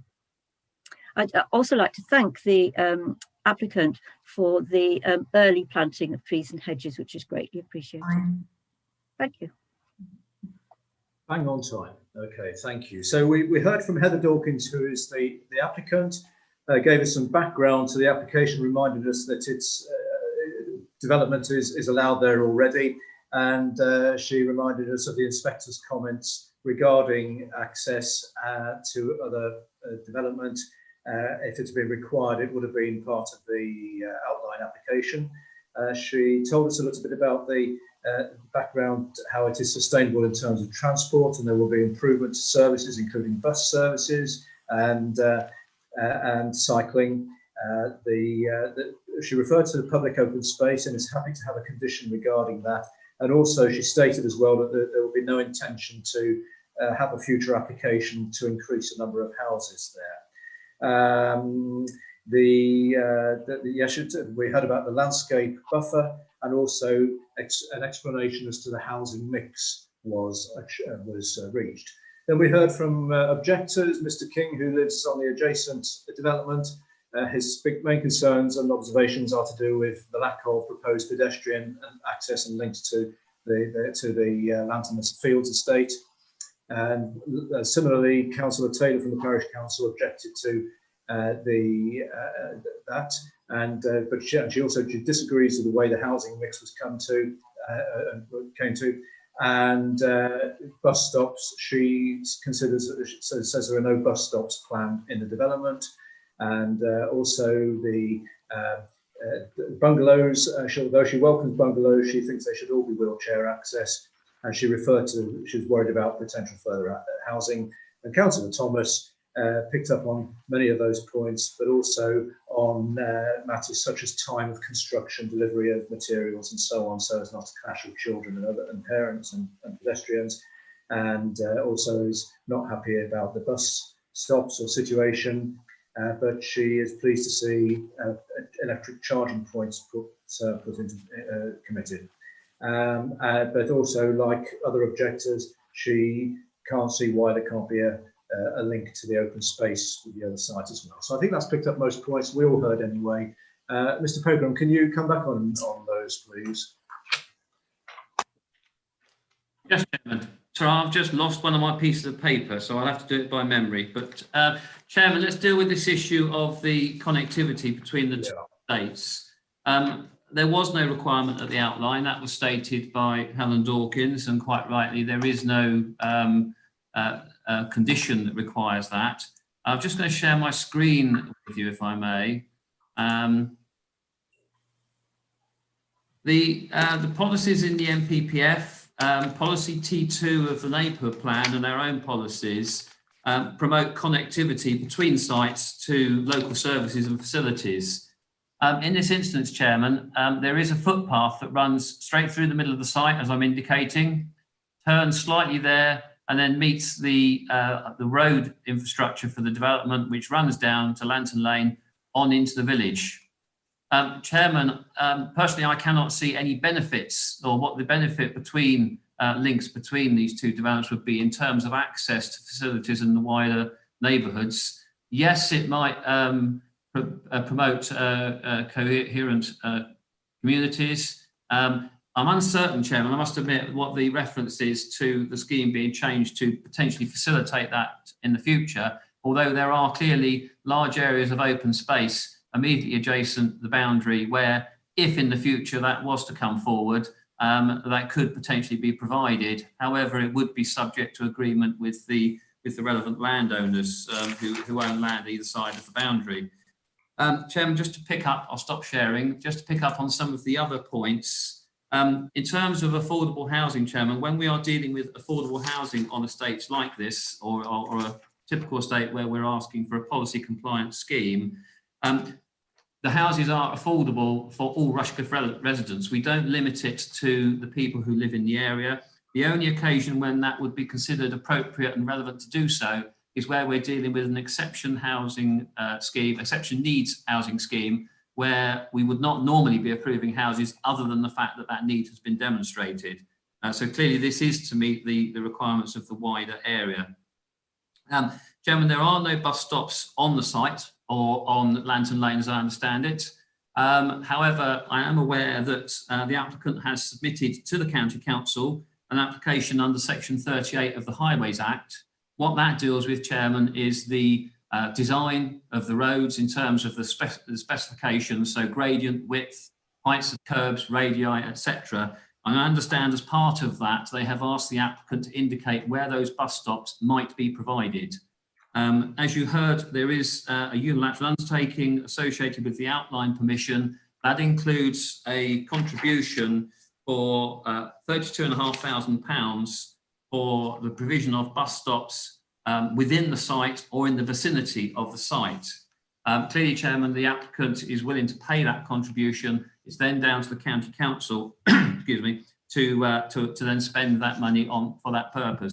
There is also a £100,000 contribution to improve bus services in the area. And having spoken with one of the transport planners at the County Council, I understand that the principal use of that money would be to improve what they refer to as the 863 service. And the roads in particular around the development have been designed, or certainly around that bottom loop, have been designed to accommodate a midi-sized bus. So all the building blocks, if you like to call it, are in place to deliver that service. Clearly, that's not something that the applicant has total control of. That's something that we're relying on the County Council to deliver, but the monies would be paid directly to the County Council. There is no condition, Chairman, restricting timings of deliveries and movement of construction vehicles. That's not something we normally seek to control specifically in a condition. In my view, it wouldn't satisfy the 6 tests in the MPPG and the MPPF. However, there is a requirement for a construction method statement that would provide some of that detail, and that's obviously for officers to consider when that comes forward. That's good practice as well, isn't it? Say again, Chairman. It's rather like the good practice suggestions that are made. Yes, Chairman. It's if I hark back to older times, and I refer to what was referred to as PPS, PPS 11 of 95. No, sorry, circular 11 of 95. That specifically stated that planning authorities should not seek to control routing and timing of vehicles. We are in a different environment now, I accept, some way on, but nevertheless, there still needs to be a more flexible approach to that. We've dealt with the issue of the path to Lantern Fields. In terms of the further housing in the area, Chairman, I think there is concern because we have seen it on another site in Eastleigh where part of the open space has now been given planning permission for further development. Liz Taylor asked for a condition preventing further development. Chairman, again, a condition would not satisfy the tests. We can't effectively put a condition on to say, ye shall never apply for development on this site. And I can't sit here, Chairman, and say it will never happen. But we are the local planning authority, and any application would have to come forward to us for consideration. There is a condition now recommended for the provision of electric vehicle charging points where that is technically feasible to do so. In terms of the hedging planting, Chairman, I've spoken with our landscape officer again to confirm this. A lot of the trees are quite large, the ones that will go in, they're standards or heavy standards. Some of them would be 3.5, 4.5 metres tall when they're planted. The hedgerow would be whips planted, I think it's 5 plants every metre or something like that. Generally speaking, Chairman, if you plant smaller plants, they tend to grow, establish themselves better and grow quicker. They don't provide an instant hedge, but they do eventually provide a thicker, better hedge. Councillor Thomas asked for the work to the pavements on Lantern Lane to be done outside of school times. Again, Chairman, that would be a matter for the County Council. We have no control over that. They would programme that into their works when it's appropriate to do so. That one's dealt with. That was dealt with. Chairman, Councillor Thomas referred to the fact it's not a suitable site for a totally affordable housing scheme. We can only, through our policies, actually insist on 20%. So this, if it is approved this evening, there would be nothing actually to stop the developer building it out with only 20% affordable housing. However, they have come forward with a total affordable housing scheme, and that's what they're proposing to build. In terms of the mix, that's based on their knowledge of the needs in the market at the moment. I am aware that the Parish Council, when they were doing the neighbourhood plan, did a housing needs assessment, but ultimately, Chairman, that was some 5 years ago, and there's nothing to say that needs will not change during the build-out period of this development. In terms of the provision, Chairman, if it was 195 houses and it was policy compliant, delivering 20%, that would deliver, bear with me, 16 intermediate, 15 affordable housing, affordable rent properties, and 7 social rent properties. The figures are not entirely compliant with the 42, 39, 19% split, but it is delivering far in excess of those numbers I've referred to, and the strategic housing manager is satisfied that the proposal is acceptable. Thank you, Chairman. Thank you, Mr. Pegum. Could you, just before we carry on, that layout plan you showed a moment ago, could you just bring it back on the screen a moment? I just want to check something, if I may. And I know there's a danger of me using my pen to point to what I'm looking at, but you can't see what I'm pointing at. But burn you the bolts, Chairman. I just want a clarification on you've got the existing development on the left there, yes, where your arrow is, and then the new development on the right. What's that link? What's that between the two? Is it a road? Oh, it's just the edge of the plan, Chair. No, to your right, go right to the middle of where the two developments are, the one on the left and one on the right. There's a sort of curved road. It looks like a road. So up a bit, up, right, go to the right, and then up, just along there. That link. What is that a road link between the two? No, Chairman. This is entirely within the application site. The neighbouring development is off the page. Right, so the other Lantern Fields is not on this diagram. No, Lantern Fields is off the page here. Right, that's okay. Just one of the internal roads within the development, obviously. Right, got it. That's very helpful. 195 houses in that area. Yeah, okay. Thank you. Sorry about that. That's all right. I was just wanted to get it back in my mind. Okay, ladies and gentlemen, right. Who would like to start off with this then, please? We've had it's a comprehensive report, and we've had our speakers, so we are now wanting to move on. So who's going to put their hand up first? Or do you want to go to a decision? We could we need to ask questions. Councillor Clark's got his hand up, Chairman. Yeah, I've got Councillor Clark. Well, Councillor Gowland. Councillor Gowland, yes. I didn't rush because I was also, oh sorry, who's it? Councillor Gowland. Yeah, sorry, I didn't rush because I was also a bit confused about the connection between the sites. Okay. I understand there isn't one, so I do feel it would be good if there was, but I might have misunderstood. Also, I would also like to ask that we put on a recommendation in line with what Councillor Way said about moving the parking places to be outside the houses, because otherwise it will become that everyone that's not will not be appropriate for electric parking points. Yeah, but can we just clarify exactly what's going on with this link between the sites? Because I think it's essential that they're linked. Mr. Beckham. Thank you, Chairman. Chairman, we disagree. We don't believe it's essential they should be linked.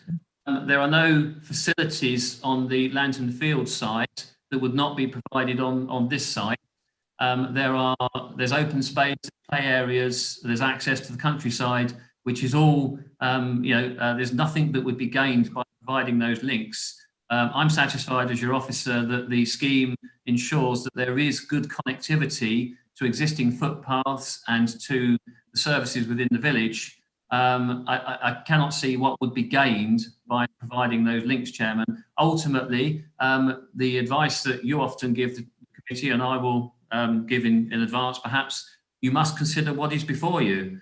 It's not included on this scheme, and there are reasons why, as I understand it, it's potentially not possible. There are areas of land between the boundary with the neighbouring development and the adopted highways on that neighbouring development, and therefore there would be need for agreement with the landowner to be able to provide those links. In terms of the parking spaces outside the properties, Chairman, the scheme has been amended in the last week, in fact, to ensure that most of the parking spaces, or where there were parking spaces outside neighbouring properties, they're now in front of the properties they serve. However, Chairman, there are some areas where there are, for instance, rows of parking on the opposite side of the road to the houses, and clearly it may not be possible in those instances to provide electric vehicle charging points. However, Chairman, the applicant has provided a drawing. It's not part of the formal submission to indicate how majority of the properties could be provided with those electric vehicle charging points. Thank you, Chairman. Okay, thank you, Mr. Pegram. Does that help, Councillor Golan? Well, I just want to come back again on this connection. I mean, I think we should be designing sustainable estates. And, you know, if we don't, the reason for the connection is not to necessarily access facilities, but maybe to access houses. If people have got friends in the next door estate, they might let their children walk through, but they won't, you know, they may end up driving around. It might also allow children to walk to school back through a back street rather than along what might become a sort of more major road. So I think producing these, like, I'm not talking about roads, but producing paths and byways through estates will encourage people to move around them in a sustainable manner. So I think it is important. Okay, thank you. I understand that, but the explanations have been given in the report and also verbally as to why in this case it doesn't seem to be possible or feasible, but I understand what you're saying. Councillor Clark, please. Thank you, Chairman. Well, yes, I mean, on that point, I was slightly confused as to why Mr. Pegram did actually introduce that topic of the links in his initial presentation, given that it wasn't part, or it isn't part of the application, unless he was anticipating the ward members' comments in the future, because we heard from the applicant that links are not part of the application and they're not being applied for, and it's not part of the design. Therefore, it's just, to me, just a straight case of if you believe that there should be links, then you vote against the application.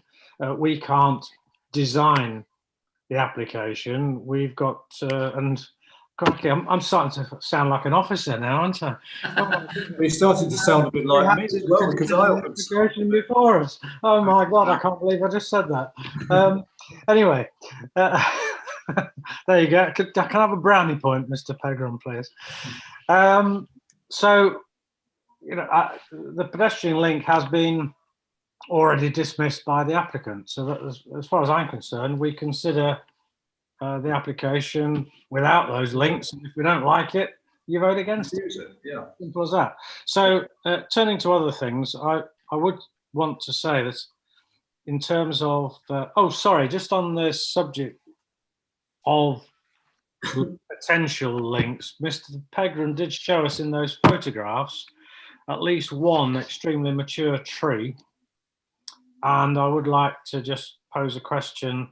Has that got a T, or will it have a TPO on it if it hasn't already? Because we wouldn't want to see that or any other, I'm not sure if there are any other similar trees, but any trees of that nature, I would sincerely hope are going to be protected. Should any errant bulldozers decide to run amok or anything like that.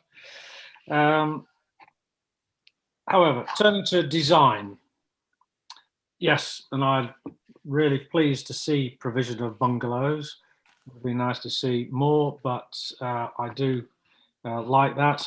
And also, I like the fact that there are so many two-bedroom dwellings, because it's okay saying one bedroom, but families do expand, and sometimes more people are working from home, and you might want an extra room in order to be able to use as a study or whatever. You might have people visiting.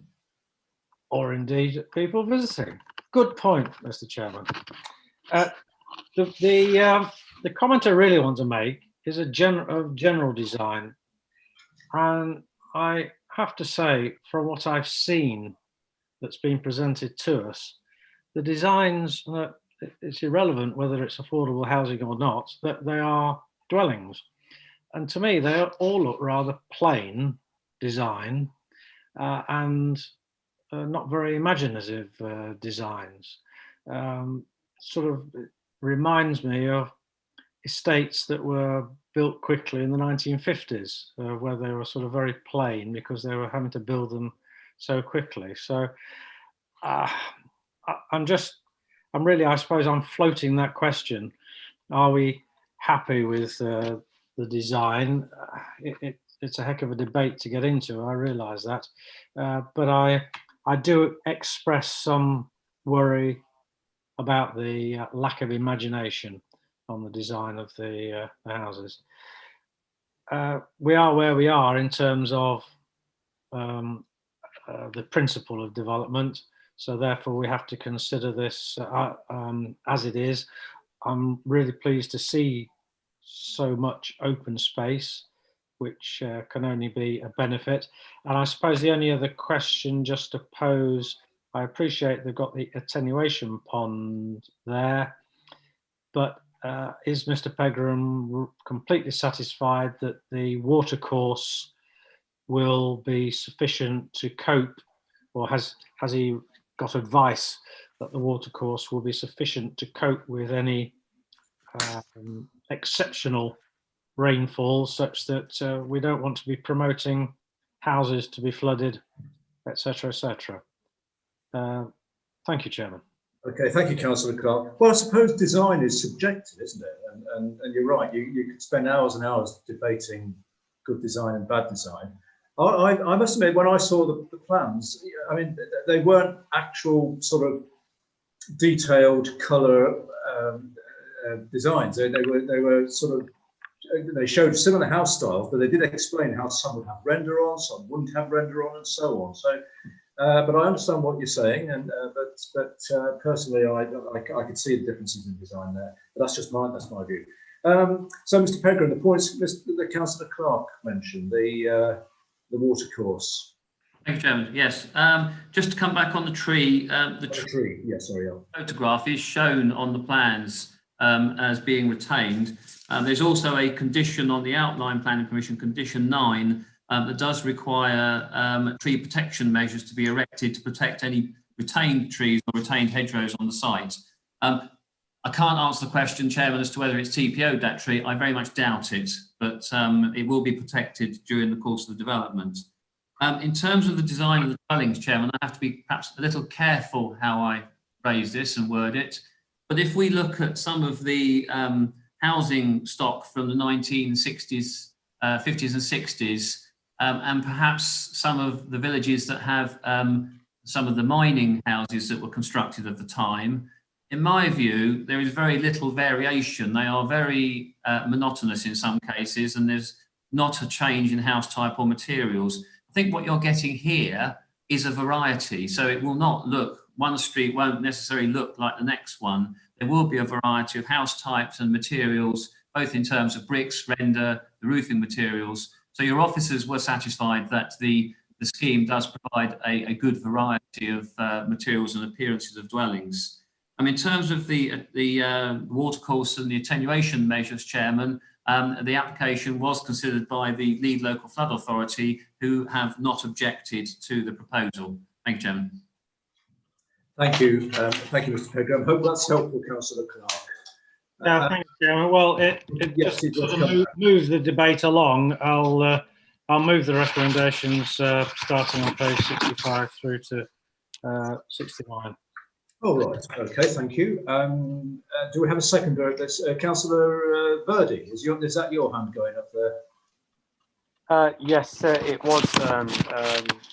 Chairman, thank you very much. And just in support of Councillor Clark's proposal, I think just although we've debated issues around the links between the two developments and appearance and so on, as you've stated, Chairman, it is subjective, although this application is based on landscape appearance and so on. But that aside, I think just citing the officer's comments in paragraph 81, the neighbourhood plan, para 2.35, I think in terms of the proposed development and the affordable housing, albeit 100% at the moment, is certainly addressing two things. One is the housing supply issue, which we do have within the borough, and secondly, the imbalance within Eastleigh in terms of the higher end properties. So I think as far as this proposal is concerned, I'm certainly supporting the proposal from Councillor Clark. Thank you, Chairman. Okay, Councillor Verdi. So we've got the recommendation moved and seconded as per the report. Does anyone else wish to make any comments, or are we ready to go to a decision on this? I don't see anyone else indicating to speak. Nothing else to come back on. I think we've covered all the points that were raised. So yes, Mrs. Sells, I think we're better to go to a decision, please. Thank you, Chair. So this is the recommendation as per the report, no additional conditions. Councillor Butler? 4. Councillor Clark? 4. Councillor Gowland? 4. Councillor Healy? 4. Councillor Major? 4. Councillor Murray? 4. Oh, sorry, Councillor Mason, I've missed you. Councillor Mason? Thank you. 4. 4. What's happened? Yeah, I heard you, Councillor Mason. Oh, that's okay. Sorry, my screen froze. Councillor Mason? 4. 4, thank you. Councillor Purdue-Horan? 4.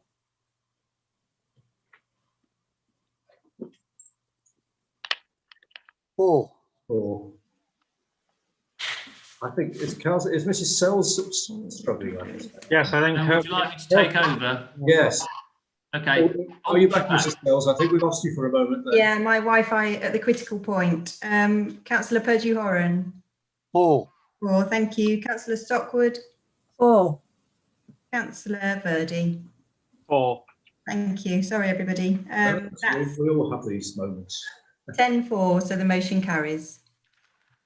Right. Thank you, ladies and gentlemen. Again, thank you to our visitors this evening. Now it's 8:30. We've got one more application to go. Do you want to go straight into this, or do you want to have a little comfort break? We've been sitting here for 2 hours. Comfort break, 5 minutes. So it's just coming up to. Let's aim for 8:35 to be back, please. Okay. Thank you.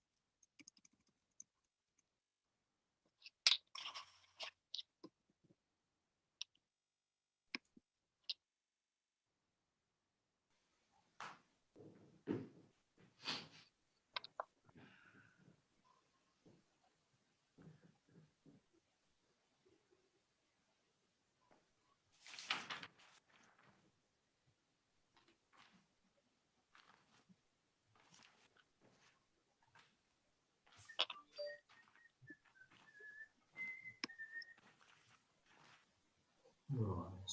Are we all back? I can see some faces, but some not. Oh, I think that it's connecting up. Yeah. Right. I think we're all back. Was Councillor Mason? Are you there?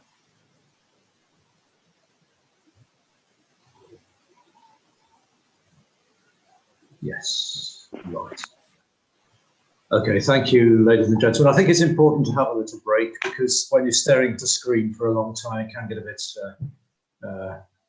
of a strain. So we'll start the meeting. We'll start the meeting again, and our final application this evening is 12 Abbey Road, West Bridgford, and this is the proposed two-storey rear elevation extension and single-storey side elevation extension. So, Mr. Pedram, please. Thank you, Chairman. Again, you have a late representation update, no change to the recommendation. So I'll just share my screen with you.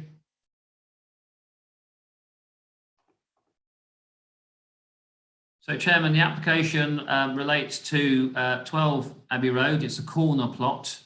The majority of the garden, or private, what we might call private amenity space to the property, is to the side of the building in this sort of location here. We go through, that shows you the aerial photograph of the site. And then if we look from Abbey Road across at the property, this is the property in question that's proposed to be extended. Number 10 to the right, and then number 39 Florence Road to the rear.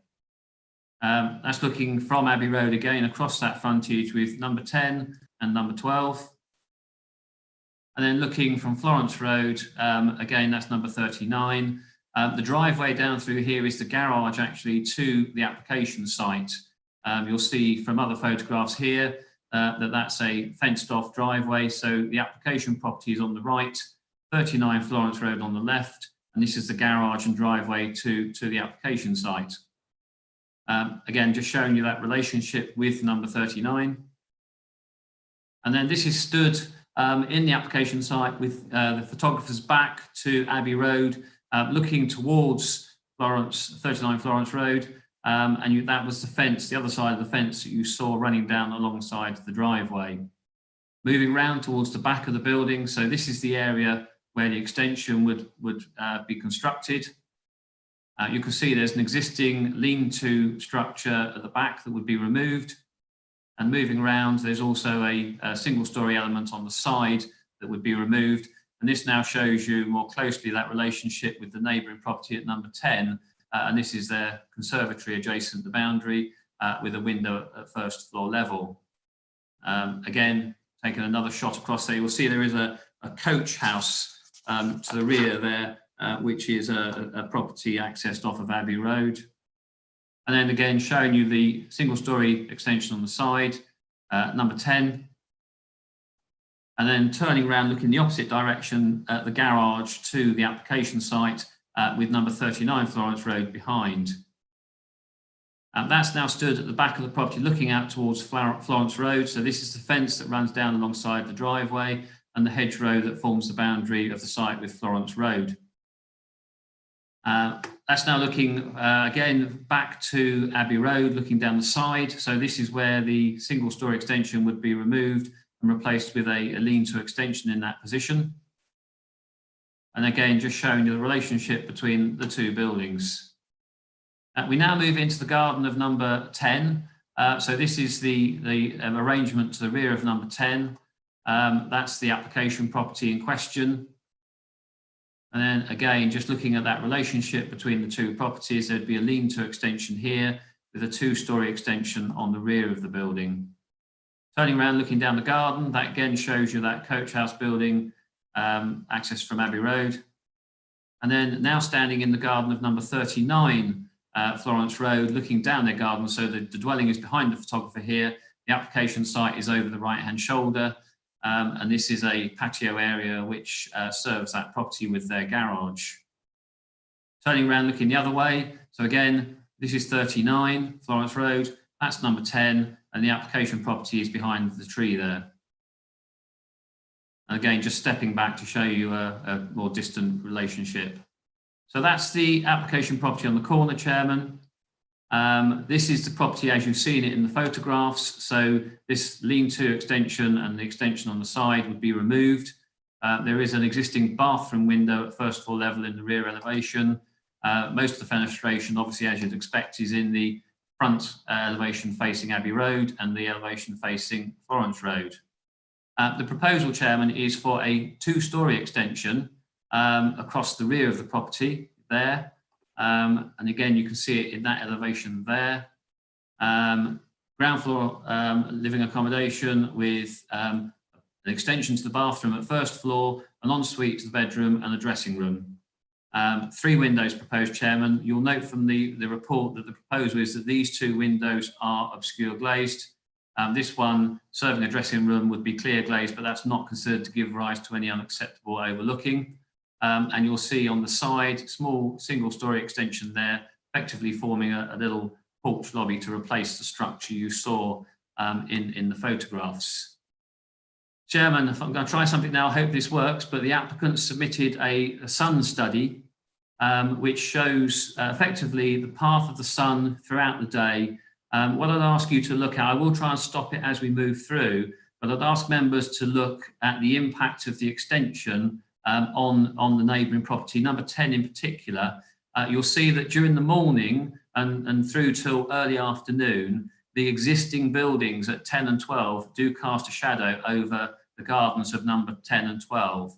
As you move around in the afternoon, obviously the sun comes down through that gap and provides sunlight to the properties. So I'll run it now. It's done for March, July and December. And as I say, I'll try and stop it at a relevant point to try and compare the difference between before and after. Here we go.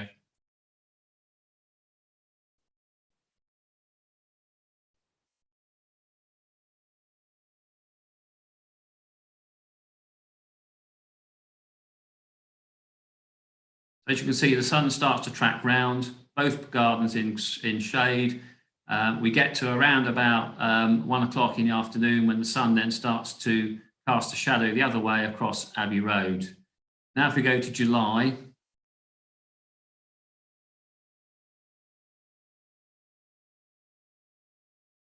I will try and stop it at that point, Chairman, for you to get a comparison now. As you can see, the one on the left is without the extension.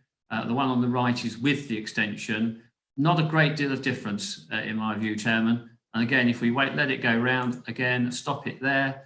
Yes, there is as you can see, slight overshadowing from the existing situation, a little bit more in that one there. The one thing I would point out, and has been pointed out by the neighbour, is this doesn't show the garage. This only shows the houses, doesn't show 39 either. But hopefully it gives you a comparison with the before and after shots.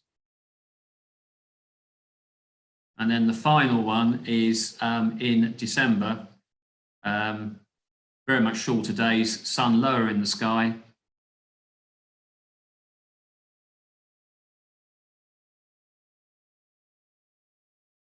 So again, we get to around about lunchtime, 1 o'clock, and the sun then turns and casts a shadow the other way.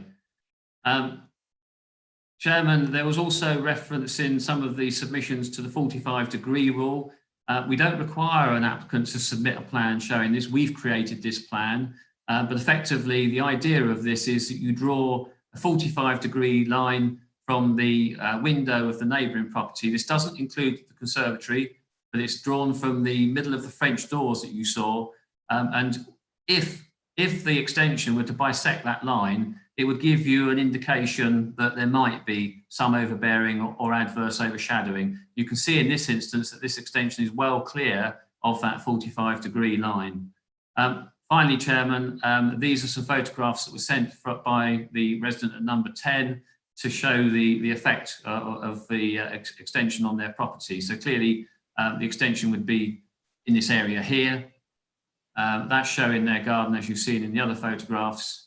And then a picture showing the sun coming through the gap between the buildings there, and the extension would be constructed in this area here. Chairman, your officers have assessed this application very carefully. As I've said before, all development will have some impact. The view of your officers is that in this instance, this proposal will not cause impact to such a degree that would warrant refusal of planning permission, and therefore the application is before you with a recommendation to grant planning permission. Thank you, Chairman. Thank you, Mr. Pegram. Before we start the discussion, I just need to remind members that Councillor Murray has stepped down from the committee for this item because she is a ward member for that area. So I should have mentioned that earlier. We have two speakers on this item. We have the applicant and another ward member. So first of all, Sharon Ding, if you're with us, please. You are the applicant and you'd like to talk to us. Hi, I hope you can hear me and see me. Yep, can see you and hear you, and you have up to 5 minutes to talk to us as soon as you're ready. Thank you, Mr. Chairman, and good evening, everyone. I'm going to assume that I'm sure you all have read the planning officer's report, and of course he's given his presentation. So I just want to draw your attention to two matters, really. And the first matter, when the design which was submitted has incorporated elements which both me and my agent consider minimise the overshadowing issues about which the residents of number 10 Abbey Road and the other objectors are concerned. And those elements which we used in the design there are three of them. The first is the relatively minor projection from the original rear elevation. It's around 2.2 metres. And this is so that it doesn't project beyond the rear extension of number 10. The hitch roof design of my proposed extension also means that the overshadowing will be minimised, and also the step back on the south side of the elevation. That was designed to provide definition to that elevation, but also to mean that we could maintain the ridge height of the host building. So the fact that we stepped that elevation back a little bit meant that the ridge height did not need to exceed the ridge height of the host building. So those three design elements, together with an informal sun path survey carried out by my agent, led us to conclude that the overshadowing, particularly of number 10, would be minimal. This leads me onto the second matter. Following the concerns expressed by Mr. and Mrs. Coffey at number 10, and also the other objectors, that 100% of their sunlight in the summer months would be blocked from around 11:30 in the morning to around 4:30, 5 o'clock in the afternoon, we felt it would be pertinent to have a more formal sun path survey carried out by an independent architectural service. That was SJI Designs, and it's the findings from that survey which the planning officer has already demonstrated to you. We were, of course, very pleased to see that they confirmed that the overshadowing of number 10 Abbey Road would be minimal. Thank you, Chairman. Thank you, Mrs. Ding. That's very clear. So, our other speaker on this is one of the ward members, Councillor Bansal. So, when you're ready, if you address the committee, please. Hello, good afternoon. I can't start my video because the host has disabled it. So, very sociable of us, is it? I know. I thought we were more inclusive. How's that? Okay, there we go. Can you see me now? You're there. Yes, we can see you. I'm sure it was. I'm sure it wasn't deliberate. I won't take it to heart. Well, firstly, thank you very much, Chair. Thank you, councillors. Couple of comments on this one. So, firstly, some of you may have read my objection. Talking to the residents, there were two originally objections that I had. Firstly, around the sunlight, which I'm going to talk about in a moment, and the second one was around privacy. The privacy we did discuss, Mr. Pegram and I, and he's actioned that. So thank you, Mr. Pegram. That was a good discussion. However, the sunlight is an issue. And there's a couple of reasons why. So it's been mentioned, it's a two-story, 2.25 metre out extension, pitched roof. And you saw the sun path study there, where the sun comes across. Now, a couple of issues. One, it didn't have number 39 Florence Road, which obviously casts a shadow. And the width, so you might have seen one of the photos Mr. Pegram put up, where you could see the two properties, number 10 and 39 Florence Road. If the 2 meters is coming out, that's going to reduce that gap significantly where the sun comes around. So during the summer, yes, they will get a little bit of sun. However, winter months, we know in the winter, we don't get a lot of sun anyway. And it's going to virtually eliminate sun hitting that back room. Now, it's a conservatory. They use it as a living room. You saw it in the photos. They had some seating. They had a TV. So there will be hardly any sun hitting that. A couple of other points, if I just may make. The configuration of the houses as well on the plots. It's not a fixed building line. You may have seen that, the arrangement. Number 10 property has a smaller garden, which is at the angle to the application property. The impacts are therefore greater in case of number 10 property due to this layout arrangement of the road. The applicant's agent has argued that the boundary to the neighbour contains a 1.8 metre high fence. Unfortunately, our officers said it was 2 meters. It's actually 1.75 metre. And this implies that it will reduce the impact. It won't. It should be recognised that the impact of a 2-storey extension could not be compared to a boundary fence, even at 1.75 metre high. A couple of final points, and I appreciate the time. The residents have lived there for over 25 years. And anything that needed to happen, there's always been discussions, open honesty, etc. Now, the last point I want to make on this one is policy 39 of the Rushcliffe Local Plan Part 2 addresses health and well-being matters. Now, further relevant consideration, particularly in the new norm of COVID. The proposal, by virtue of the scale of the proposed development and the relationship to number 10 property and ground floor windows, will negatively impact on their enjoyment of the living room, which I mentioned, the conservatory, and therefore impact their well-being. So just to summarize, we had the Rushcliffe magazine sent out, and page 5 was a whole page about mental health, well-being, etc. So it's extremely important, also includes gardening, but it's extremely important we take that into consideration, especially the new norm of COVID. Mental health is extremely important. So with the loss of natural sunlight, it'll have a huge impact on the residents there. Thank you. Thank you, Councillor Bansal. We heard you and saw you as well. So thank you for that. And we heard from Mrs. Ding, Dr. Ding, the applicant, and she says that she and her architects took into serious consideration and brought in 3 elements to minimise the concerns that have been raised, such as overshadowing, the depth and the angle of the roof, and also undertook the sun survey, both an unofficial one and also an official one that we saw on the presentation. And and then we heard from Councillor Bansal, who doesn't necessarily agree. He disagrees about the sunlight. He still thinks there will be loss of sunlight to number 10 in particular. Also referred to privacy, loss of privacy. And he says that the sun path we saw didn't allow for 39 Florence Road. He's also worried about winter sun in particular obviously being lower. And told us about the differentials or difference of opinion about fence heights, and also health and well-being on neighbours and number 10 in particular. So, Mr. Pegram, do you want to pick up on any of those, please, before we...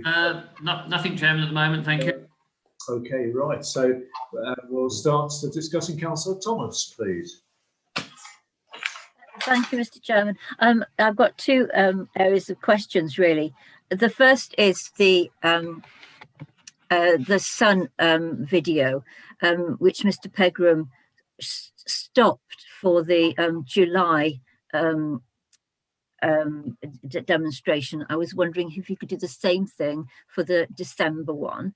And the second question is about the depth of the rear garden, which I've not been able to work out from the plans because the garage isn't shown on the plans. So what I would like to know is what is the depth of the rear garden currently? What would it be after the extension?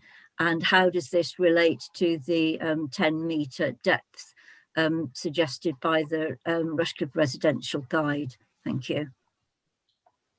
Thank you. Is it practical possible to run the sun thing again? Bear with me just 1 second, Chairman. Let me set it up for December. What I'd say about December, Chairman, is clearly, as Councillor Bansal said, the days are shorter. We don't get a lot of light, particularly sometimes because of the weather. You don't use your garden as much in the winter. So yes, there will be an increase in the impact from the sun in the winter months. But obviously, as I said, all development has some impact. We have to assess whether or not that impact is unacceptable. We don't consider it is. Let's see if I can run this though for December. So you want me to stop it around about the midday point, did you, Councillor Thomas? Yes, I think so, yeah. Oh, right, okay. Take me back to the beginning, bear with me. That's July. No, don't worry, it's actually really interesting to see that, to watch it. Oh. Yeah, it's right at the end, isn't it? You could just click. But did you see that, Councillor Thomas? Has that helped you? Let me just see if I can. That's July, December.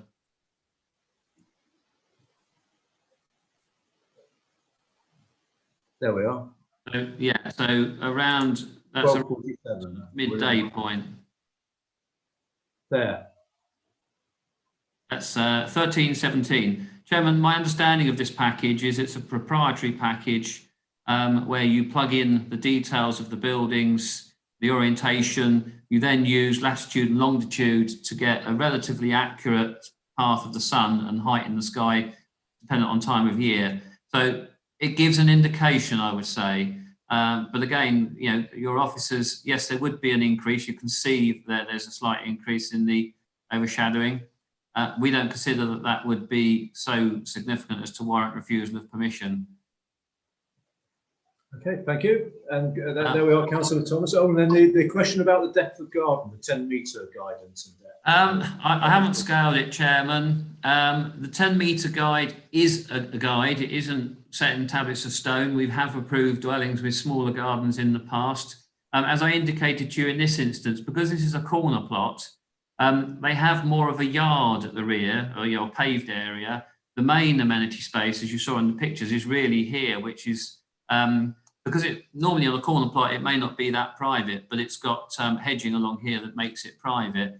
I would hazard a guess, Chairman, that if the garage were say 3 metres wide, at a guess, that you're talking about a distance from that point to there of probably about, well, that's 2.2 metres, the extension. So you look. Can't we? Should we be looking at something at the moment? Oh, sorry, Chairman. Sorry. Yeah. Yeah, I'm talking to myself. Bear with me. Right, let's start again.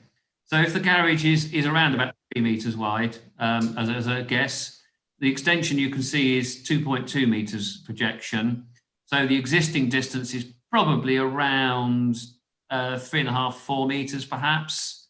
But as I say, in this instance, one of the reasons we look for a 10-metre garden is partly to do with amenity space. There are amenity spaces here. The other reason is to avoid overlooking of the neighbouring properties. And in this instance, you saw that the side wall of this property is blank. There's no windows in that elevation. The 2 windows closest to number 10, the bathroom and the ensuite, would be obscure glazed. The one that's here, in my view, Chairman, is so far along that it wouldn't result in unacceptable overlooking. Thank you. Okay, thank you. Right, so we can start discussing and deciding. So does anyone wish to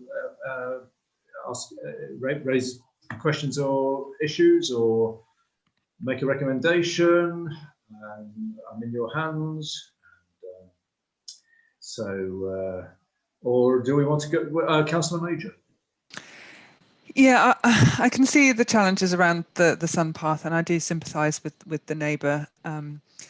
you know, it is, you know, you do want to be able to enjoy your garden and enjoy the sunshine. But for me, I think I am in agreement with the officers that this doesn't cause such a dramatic change to their circumstances to warrant refusal. So I would be happy to move the recommendation forward.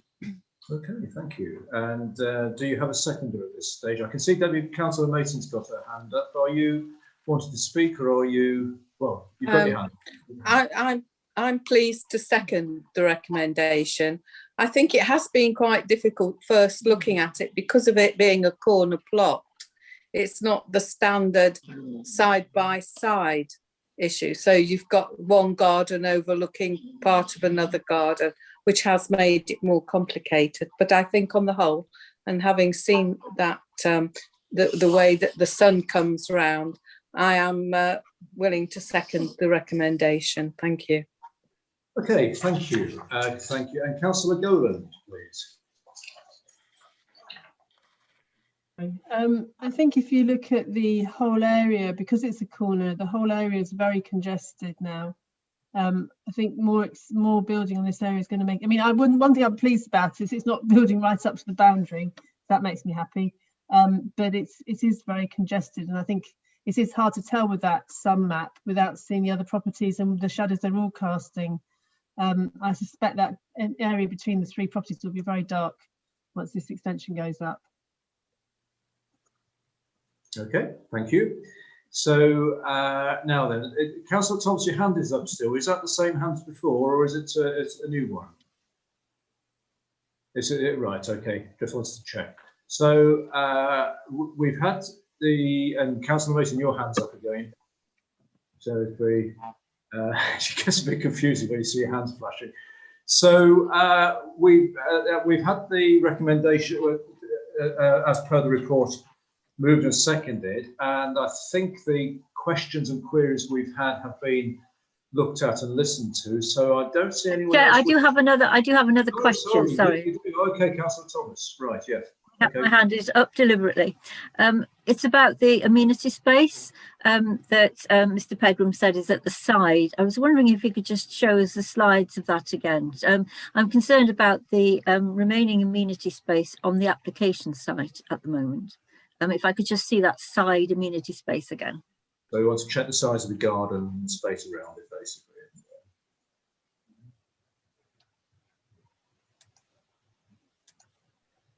So that's this side amenity space to the property. Obviously, there's a bit more behind the photography because it's not stood right up against the boundary. And then as we move round, it's a sort of a paved area at the rear.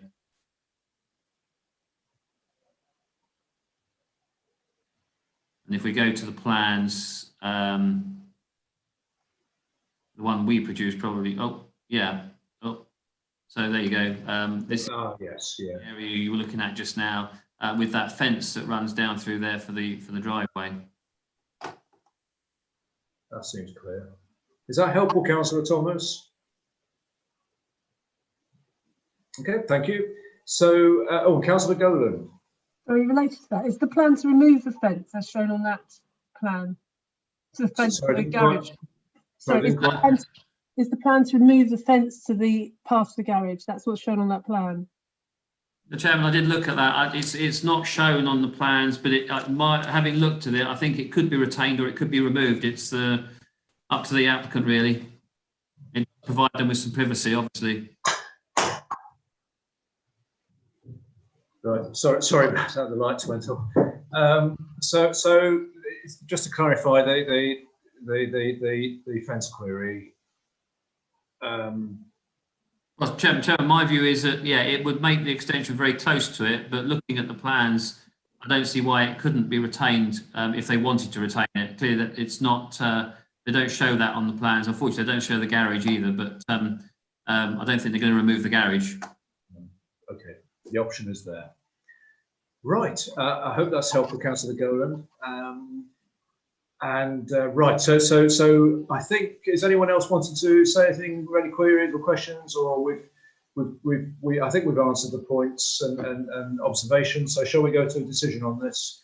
Yes, we will. So Mrs. Sells, please. Thank you, Chairman. So this is the recommendation as per the report. As per the report, yes. Yeah. Councillor Butler, For. Councillor Clark, For. Councillor Gowland, Against. Councillor Healy, For. Councillor Major, For. Councillor Mason, For. Councillor Purdue-Horan, For. Councillor Stockwood, For. Councillor Thomas, Against. and Councillor Verdi. For. Thank you. That's 8 for, 2 against, so the motion carries. Okay, thank you, Mrs. Sells. And thank you again to our visitors who spoke on the item. That was the final application for this evening. We don't have any other matters on the agenda, so thank you for your attendance, and the technology held up, which is always a big relief. And I'll declare the meeting closed at 9:05.